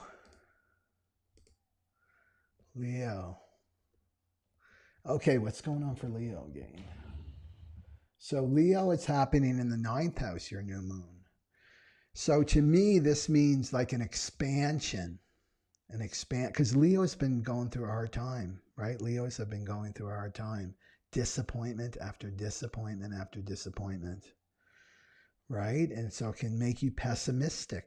Like, I don't want to try anymore. This happens. It's a dead end road. It went nowhere. I get my hopes up, and then and then it falls on the ground like a lead balloon, right? So this is what this is saying, and trying to control it. Do you know what I mean? Like controlling, like I don't want to get my hopes up too high. I'm going to control this so I don't get hurt. I don't get disappointed by not getting what I want. So what this Aries new moon is saying is it's an expansion, right? The 9th house is an expansion. It's the expansion of your worldview, and it's the expansion of your optimism, right? And your hopes for the future. It's very future oriented to the 9th house. And so it's expanding you at a deep, deep level. So to trust that, right? You're at a lockdown now. Leo's at a lockdown, right? They can start to manifest again, right? So to just keep your hopes up, right? To keep your hopes up and watch your mind, right? Because this is about the thoughts in your mind, to not go to the negative. Well, that's going to happen. That's going to just keep no, this is what I want. This is what I want. And I trust in the divine. No attachment to outcome. This is what I want. This is what I want, right? Keep your focus there. This is also downloads, because it's the higher mind, right? So an authority in that area. This is a spiritual house.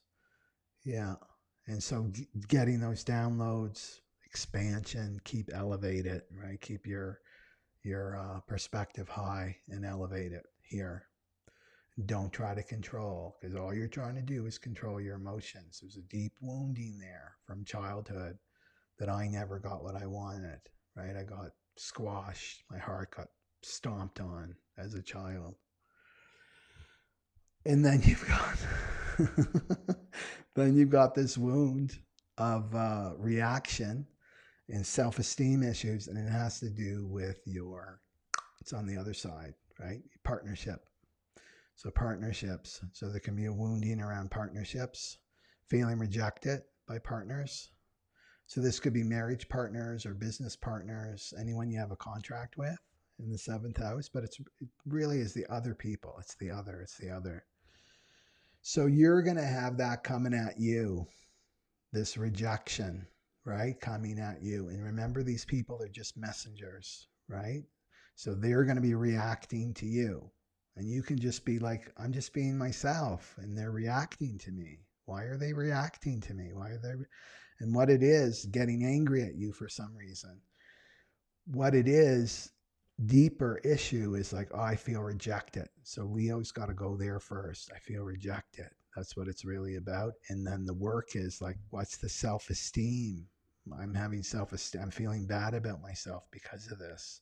And it's all coming from childhood, this wound, right? Of being rejected by your family for just being yourself. And maybe you were optimistic and happy, and your family were all doom and gloom, and misery loves company, right? If somebody's happy, they don't want somebody that's happy, because it shows that they're so unhappy and depressed, right? They're happier when you're not happy. It's a weird, right? Inverse thing. So that's what I would say for Leo, is to not take things personally, right? Don't take it personally. This is just the messenger that's helping me clean up, right? And purify that emotional body. of any areas where I feel rejected, right? Because Uranus is so on your 10th house right now, too, right? Working through. Okay, so let's go for Leo. Okay.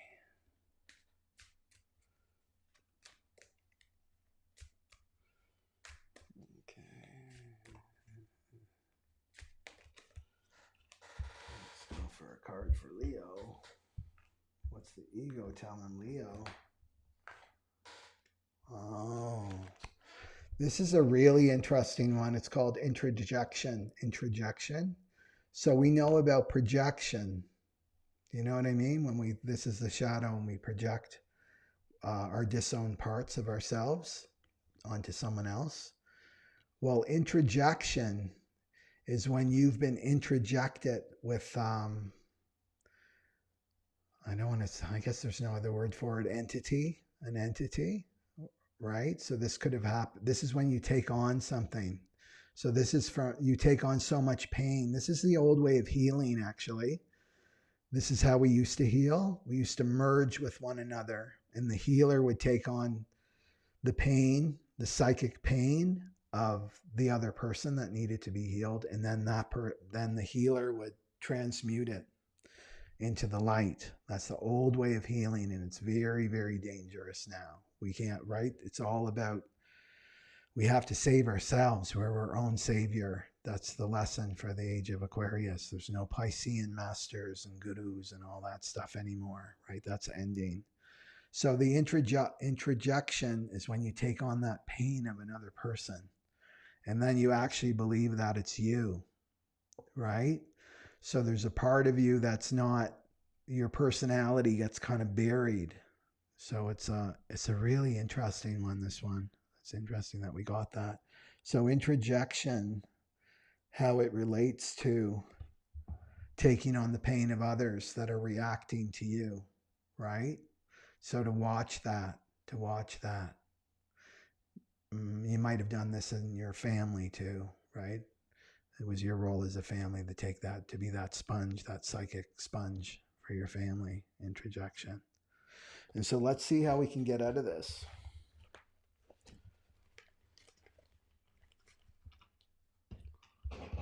Okay. I know a way for me that I really work with this energy is a water. You visualize like a waterfall around you, right? A waterfall shield, it's called. But again, you don't want to be giving too much of your energy to like defense, right? You want to protect yourself, but you don't want to get too defensive. Okay, so the healing for Leo is accountability. Accountability.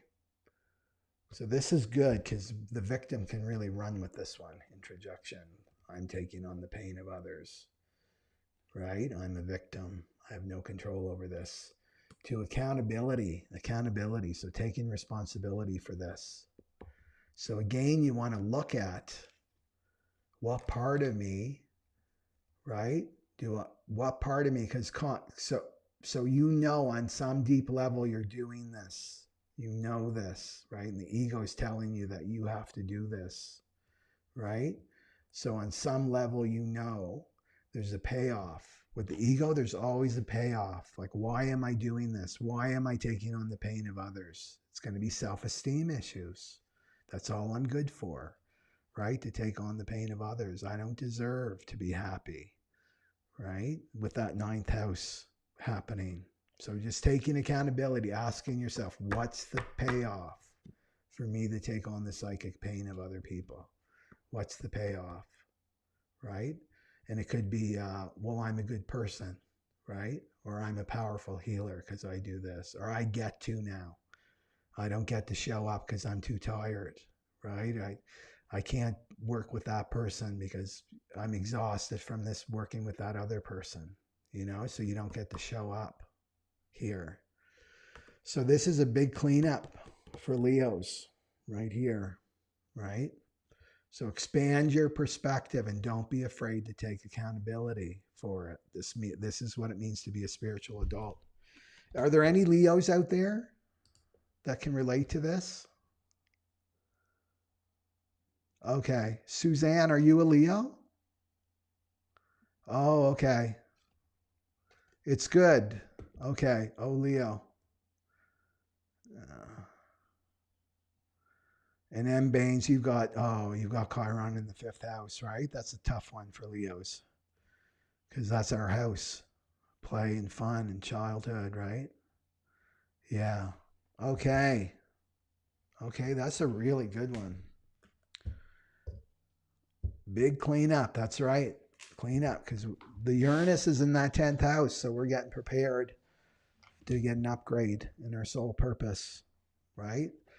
If we're in the fire, if we're in the fire department, we're getting our call, right? That alarm's going off really soon. Yeah. Okay. So then let's go to Virgo.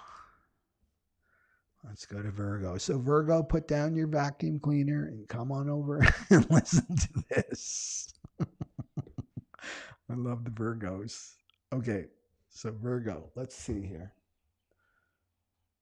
12, 11, 10, 9, 8. Okay. So for Virgos, the new moon's happening in the 8th house, right? So deep, deep control issues that go way, way back. This is like trauma. It's being released for this new moon cycle. So either feeling controlled by others, right? So a marriage partner or somebody you're having sex with, like I'm being controlled by them or I'm controlling of them. This is the house of jealousy and possessiveness and codependency, all that stuff we don't want to look at, the shadow of relationships, right? So you want to let that go. And the great thing about you, Virgo, is you can become an authority of that 8th house, right? That's a powerful house. That's like unknown forces, the unknown forces. That's the deep, deep, deep, the deep house. So that's happening.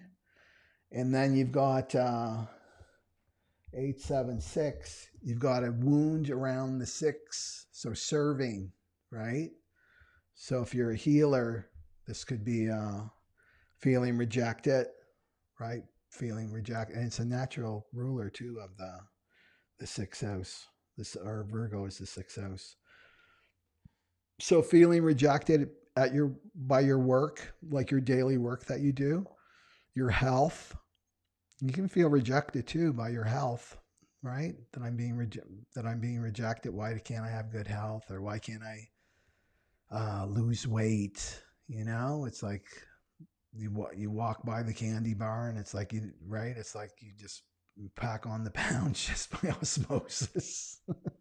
Do you know what I mean? You can feel that kind of rejection in terms of your health and your service and what you do, feeling rejected by, I work so hard every day and I'm getting rejected and nobody appreciates me.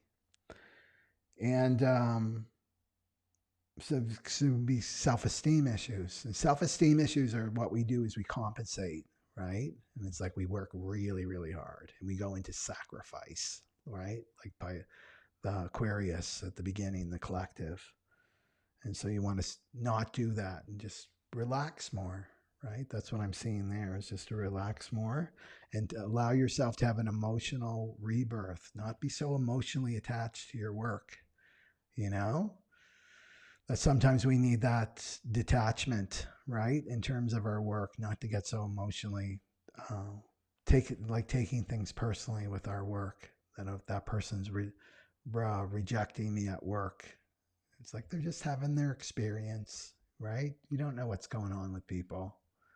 You don't know what happened to them 10 minutes ago.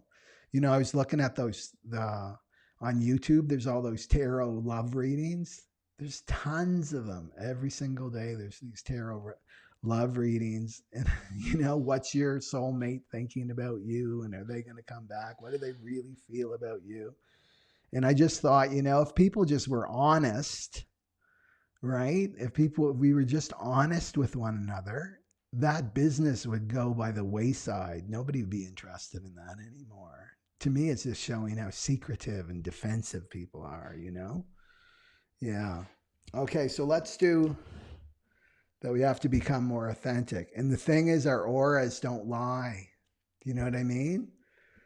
That's the thing. And we're going to see that more and more into the Aquarian age. Somebody could be talking a real good talk, but their aura is saying something else, right? So this is us getting more and more in integrity. Yeah. Okay.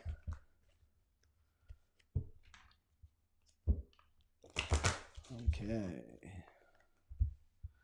So Virgo. Virgo's got addiction. Virgo's got the addictions, right? So what does this say? And this is the 8th house, right? There's addiction. So addictions come in all different flavors. The usual suspect is alcohol and drugs, but we can also be addicted to work. We can be addicted to sex. You can be addicted to sex too, even if you're celibate, right? It's looking at yourself as a body, right? Not as a soul or a spirit. There can be addiction to work, right? So that's probably more what it is, right? Because it's in the 6th house. Addicted to your body and your health, right? Virgo's like everything clean. There could be an addiction to the orderly. I need everything orderly in my environment. I need everybody orderly. I need to look perfect, right? So to look at that, because under every addiction is a broken heart, right? A broken heart to deal with. And this has to do with childhood stuff, right? So it's like, what are you running from? Right? You're running to something, but you're running from something, right? And it's usually a broken heart in your feelings, And it's going to be deep for you because, right, it's that 8th house new moon cycle. So let's see what the healing card says. Okay.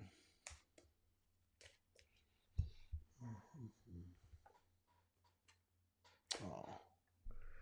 The other thing about addictions, just because you got the bonding card, the other thing about addictions, it's about feeling separate from others.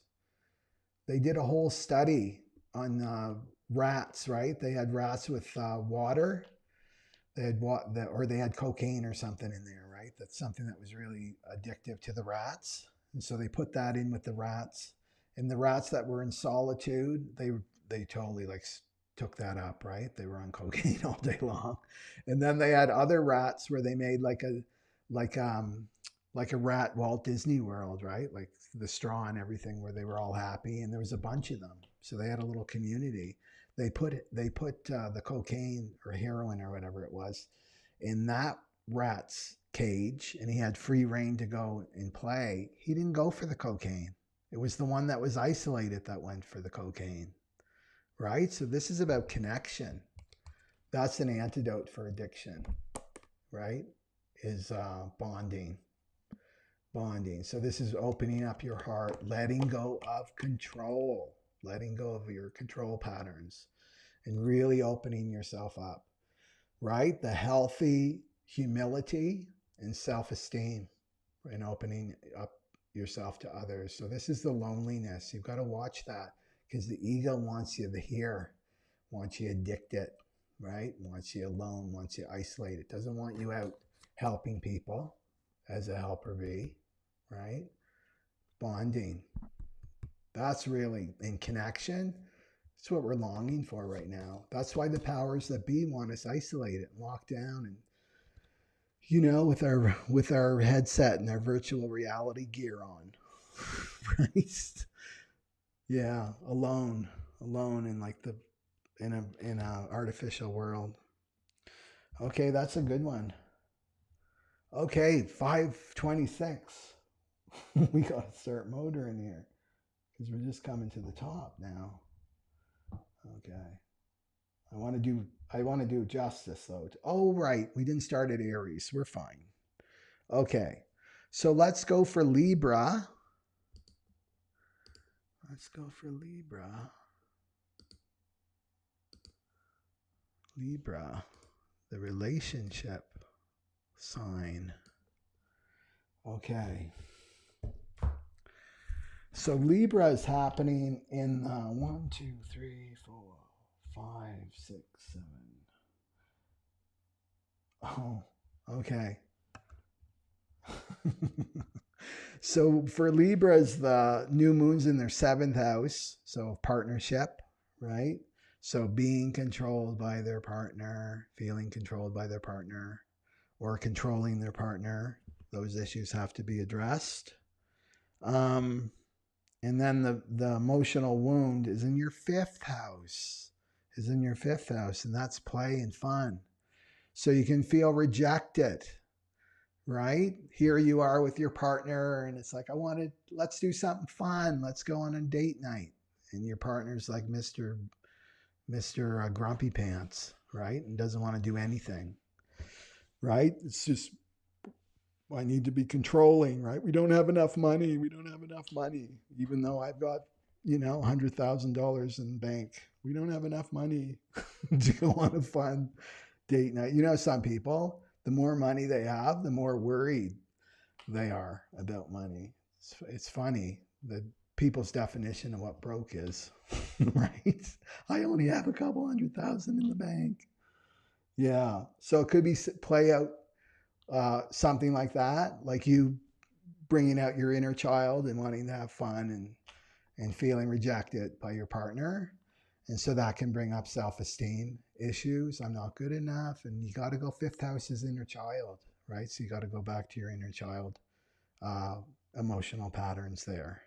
And then go feeling like, okay, I'm rejected, and I've got to go deeper and feel the self-esteem issues that I'm okay. And Mr. Grumpy Pants is just Mr. Grumpy Pants. It's like, well, I'll go on my own then, or I'll call a friend up, right? To have some fun. Okay, so that's Libra.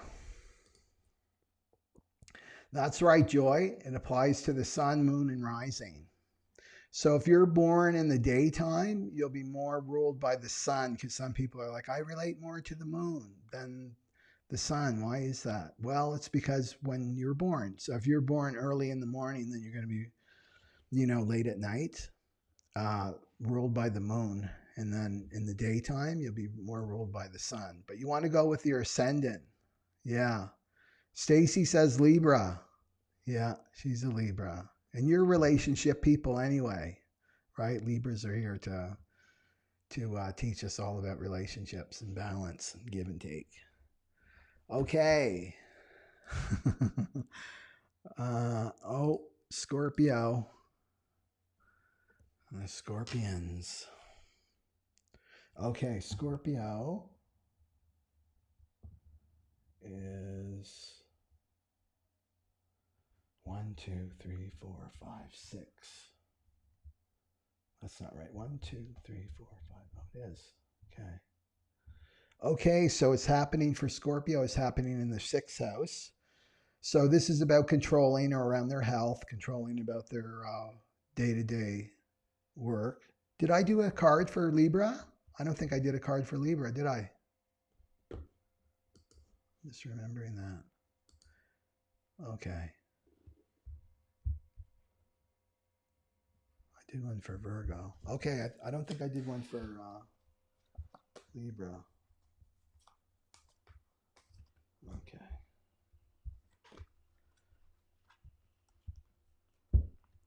Okay. I just thought of that.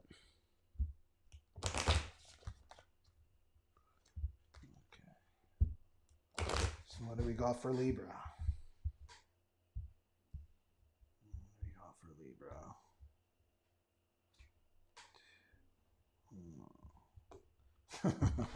So Libra's got the revenge card.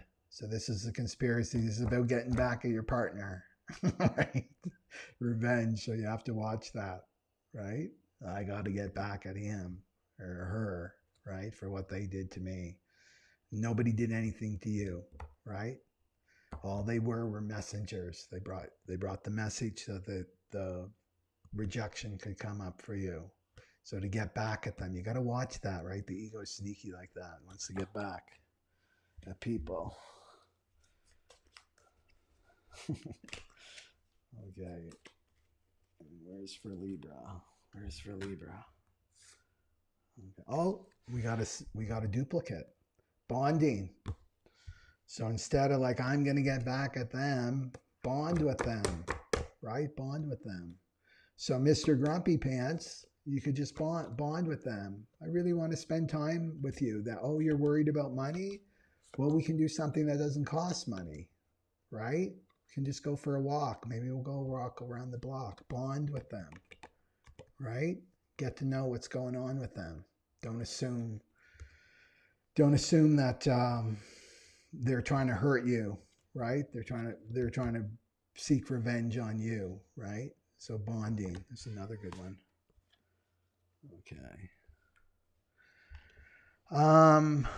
Okay, so we're on Scorpio, right? So Scorpio controlling in the 6th house, so their health, their their work, what they do every day. And is that right? Just a sec. 1, 2, 3, 4, 5, 6. That's right. 6th house. Yeah. Or feeling controlled at work too. Like feeling controlled at work or being very controlling at work. And it so drains your energy, right? When you need to control every little thing. It's like, let things go. Pick your battles, Scorpio. Pick your battles. And relax more. Scorpios can get so uptight. And then they've got 1, 2, 3, 4. Oh, I thought that was sad. Oh no, that's right. 1, 2, 3, 4. So their rejection is going to be at home, feeling rejected at home. And this could be feeling rejected for their emotions. Scorpios are very deep emotional people. So feeling rejected by emotionally. And this could be at work too, because it's just the 6th house too. Don't bring that in. We've got no time. Get yourself together, right? That kind of BS that we get in the workplace. And usually, like in the workplace, we recreate our family of origin, right? Those dynamics. I think that's why God invented work, is to get us to pay our karmas, right? We're like forced to be with one another, forced to be with people I would never hang out with, at work. So to be aware of that and feeling rejected by your mother, right? So your emotional sensitivity and then your mother issues I would look at too, feeling rejected by your mother. And that can bring up a lot of self-esteem issues, right? The true purpose of a mother is to accept the child, warts and all, right? So that can be very painful, especially in the Aquarian age when we're bringing back our whole self now to be authentic and real. So yeah, and accept you, right? Scorpio's got to accept all parts of themselves, and there's a reason why you're that way. Don't make it wrong that you're emotional. Okay, so let's go for a card for Scorpio. A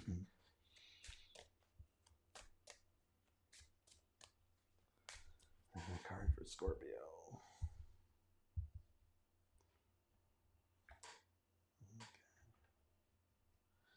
So this is the conspiracy. It's called relationship, right? So this is a conspiracy of relationship. So this is putting way too much energy and time on your relationship. And just because it's in the 4th house, so it's your home, whoever's living with you, right?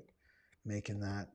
And you could be a mother too, right? If you're a mother, it could be your relationship with your child, making them putting them up way too high on the priority list, right?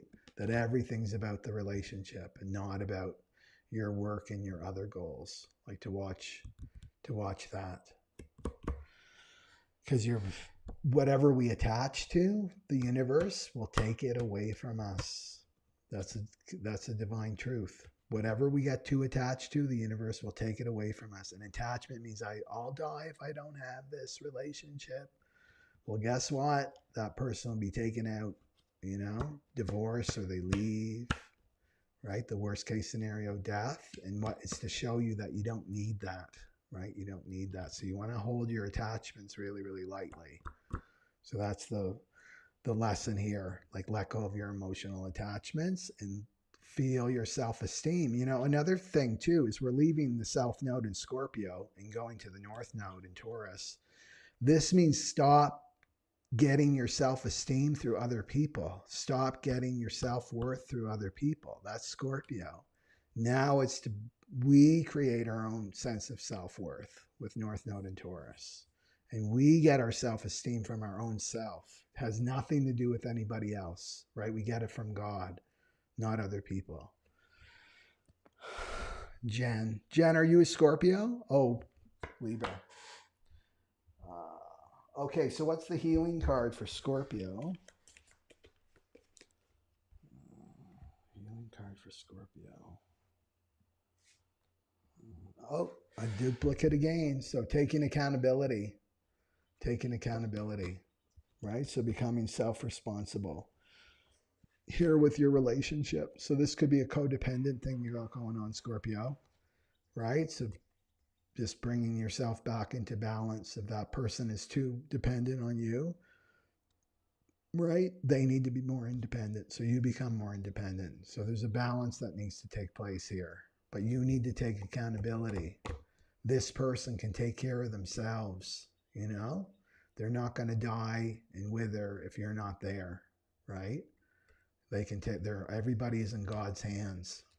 That's what you need to remember, Scorpio. Okay. And then let's go for Sagittarius. We're almost done. Okay. So Sagittarius is happening. 1, 2, 3, 4, 5. It's happening in the 5th house. So controlling around your creativity or controlling with your children. You can be super controlling of your children, or your children could be controlling you. Control is also can be through passive aggressiveness, right? Where it doesn't seem like the person's controlling, but they really are, just in how they're not direct with their language and their actions, but they're trying to get their needs met in an indirect way. So you got to watch that. And controlling around your creativity, Sagittarius, because it's showing you that you're initiating something, some kind of creative project, but don't get attached to purpose, that it has to serve a purpose, right? It can just be just to be creative, just to be joyful and happy. And trying to control your happiness, right, is another one. And this is like I said before, it's like I can't get myself too happy because I'll be let down. These are emotional patterns from childhood. So 1, 2, 3 in the 3rd house. So feeling rejected by your speech, right? You're talking, right? You talk, and then have you ever had that with people? You're talking to them and they're so contrary, you know? And the conversation is like a dance. It's like a give and take. And it's like playing ping pong, right? You serve the ball and the other person serves it back. That's the conversation. Sometimes they're not able to return back, so they give you something else and then you keep going. Well, contrary people are like, you serve them the ball, they grab the ball and they throw it on the ground, they stamp on it. You know, that's a contrary person. There's no flow. So there could be a rejection like around that, like there's with the people that you're speaking to, or rejected by your siblings too, dealing with that. And again, go to the self-esteem issues. If somebody doesn't agree with what you're saying, like don't get attached to what you're saying. You know, they're just words, they're opinions or whatever. We don't need to get attached to what our thoughts are. They aren't us, right? So if somebody's having an experience in rejecting you, they're rejecting what you're saying, that's all. They're not rejecting you as a person. That brings shame, right? That can bring shame up. Yeah, so this could go back to childhood, especially in relationship to your siblings. Okay, Sagittarius. And then one more with Capricorn. Okay. Sagittarius.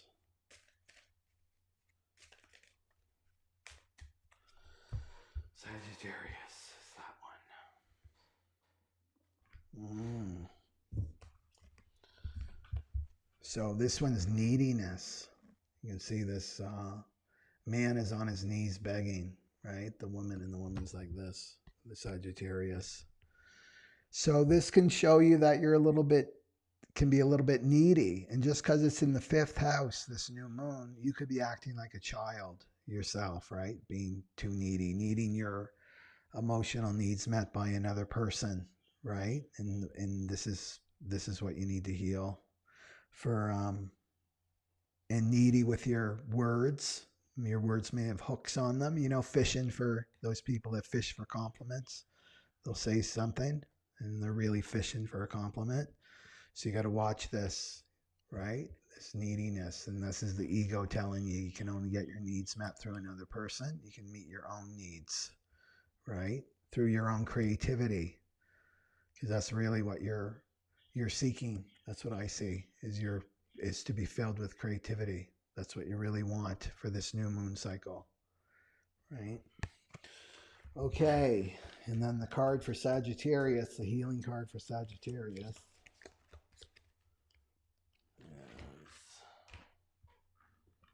What's the healing card for Sagittarius? It's this one. Oh, another duplicate. Honoring the truth. Honoring the truth. So get into the frequency of truth, right? Even opening your mind just a crack. Oh yeah, I can see that. I'm a little bit needy, especially if you see it in someone else. Well, it's them that's needy. Well, then you're seeing it in yourself, right? You spot it, you got it. That's shadow work. So just honoring the truth, praying for the truth. Sometimes I can't see the truth. I can't see my neediness. Well, I'm going to pray. Please, please, I really want to know the truth, because that's what's going to set you free, right? It's the truth, the frequency of truth. Out of this dynamic of neediness, so you can grow and evolve. Okay, so that's Sagittarius. And then Capricorn.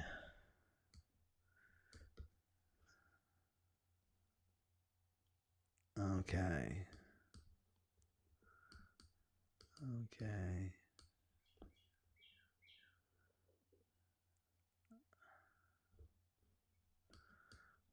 Okay.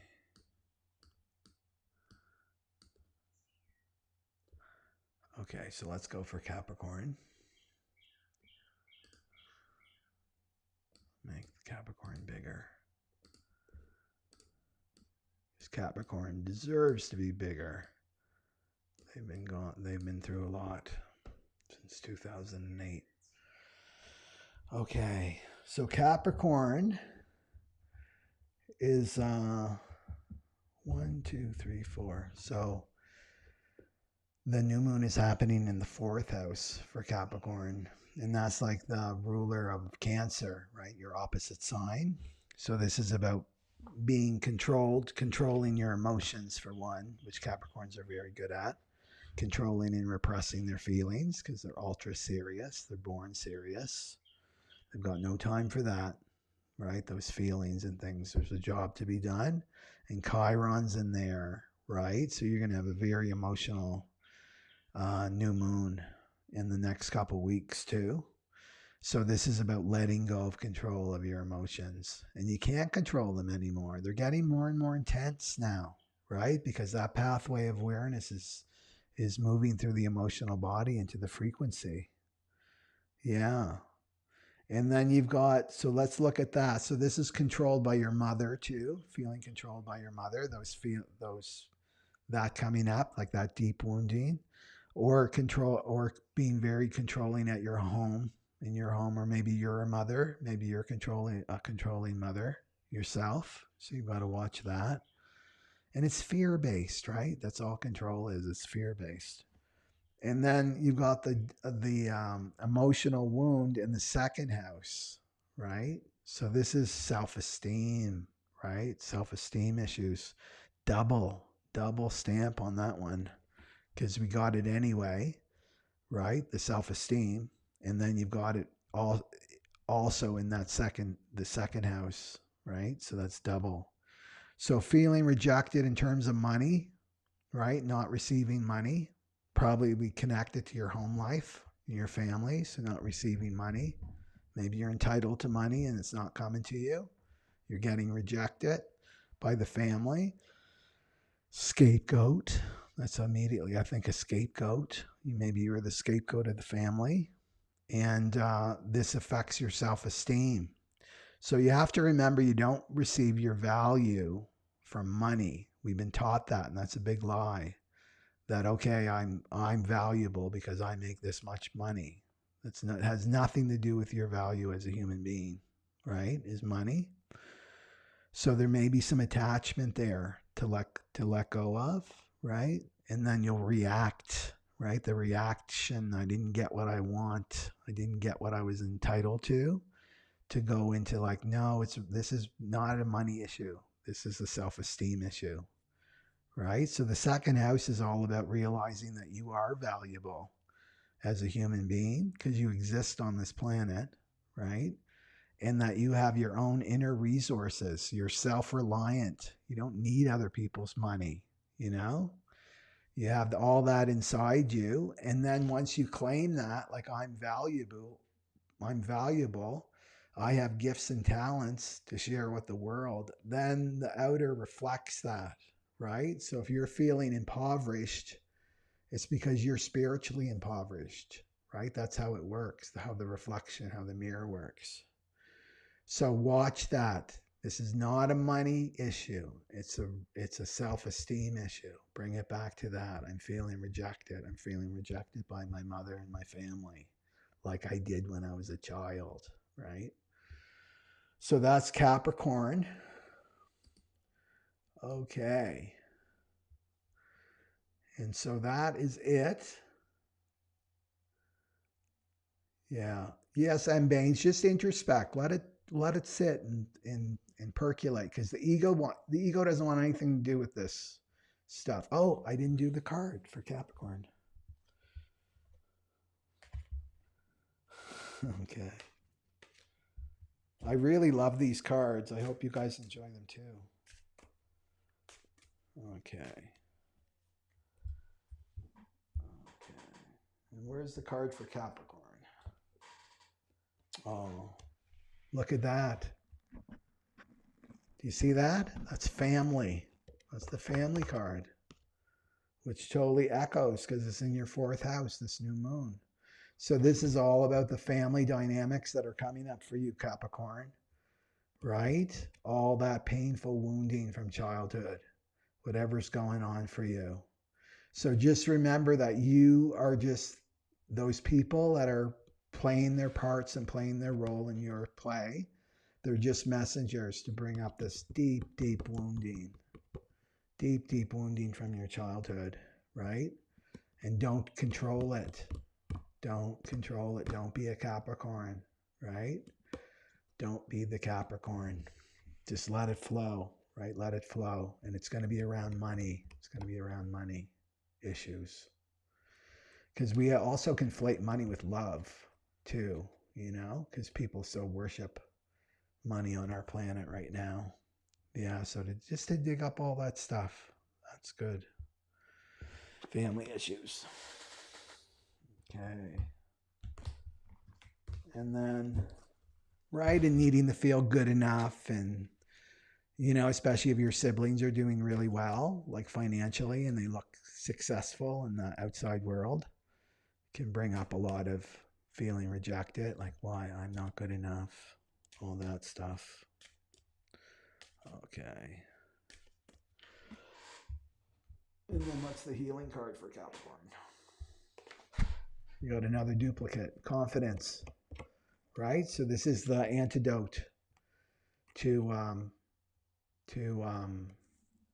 what's the card family?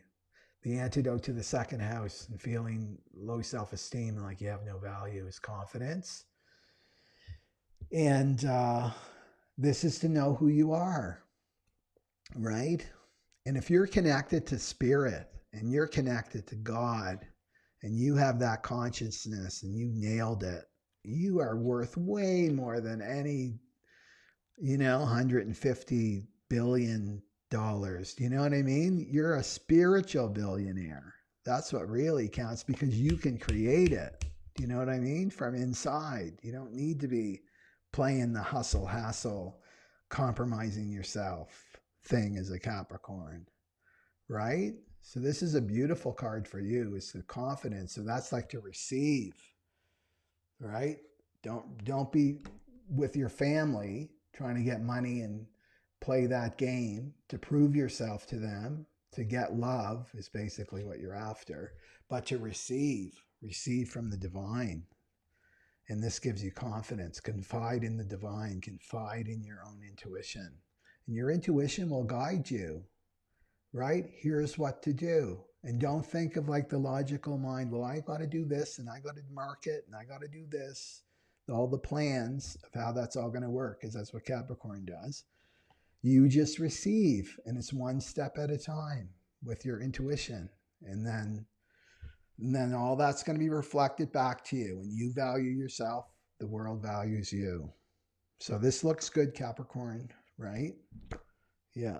But just do the inner work. Yeah. Okay. This was a long one, but it was fun too. I honestly, I found it fun. I like putting the card in too. I think it really adds to the whole experience. Okay, so let's do that as share so I can say goodbye. Okay. Okay, everybody, we got 33 likes. The magic 33. So I've got to go walk my dog before it gets too dark out. It's like sunset now. It gets dark in about an hour. Okay, so thank you everybody for attending. I'm not sure if anybody was here the whole time, but kudos to you.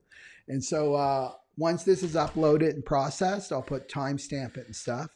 And so just a reminder that I've got my recorded readings, and those are still $25 off, and it shows you what you need to eat, where you need to live, how your brain works, how your awareness works, and it's a good step, a good first step to start the deconditioning process, because it happens at the cellular level, and this is about individuating and becoming your unique self. And I'm really listening to my guidance because I'm a Leo, right? So I'm listening to the downloads that are coming for new projects that I want to do and stuff to help serve all of us. Okay. So thank you everybody, and have a great day or evening, and I'll talk to you soon. Okay. Bye-bye.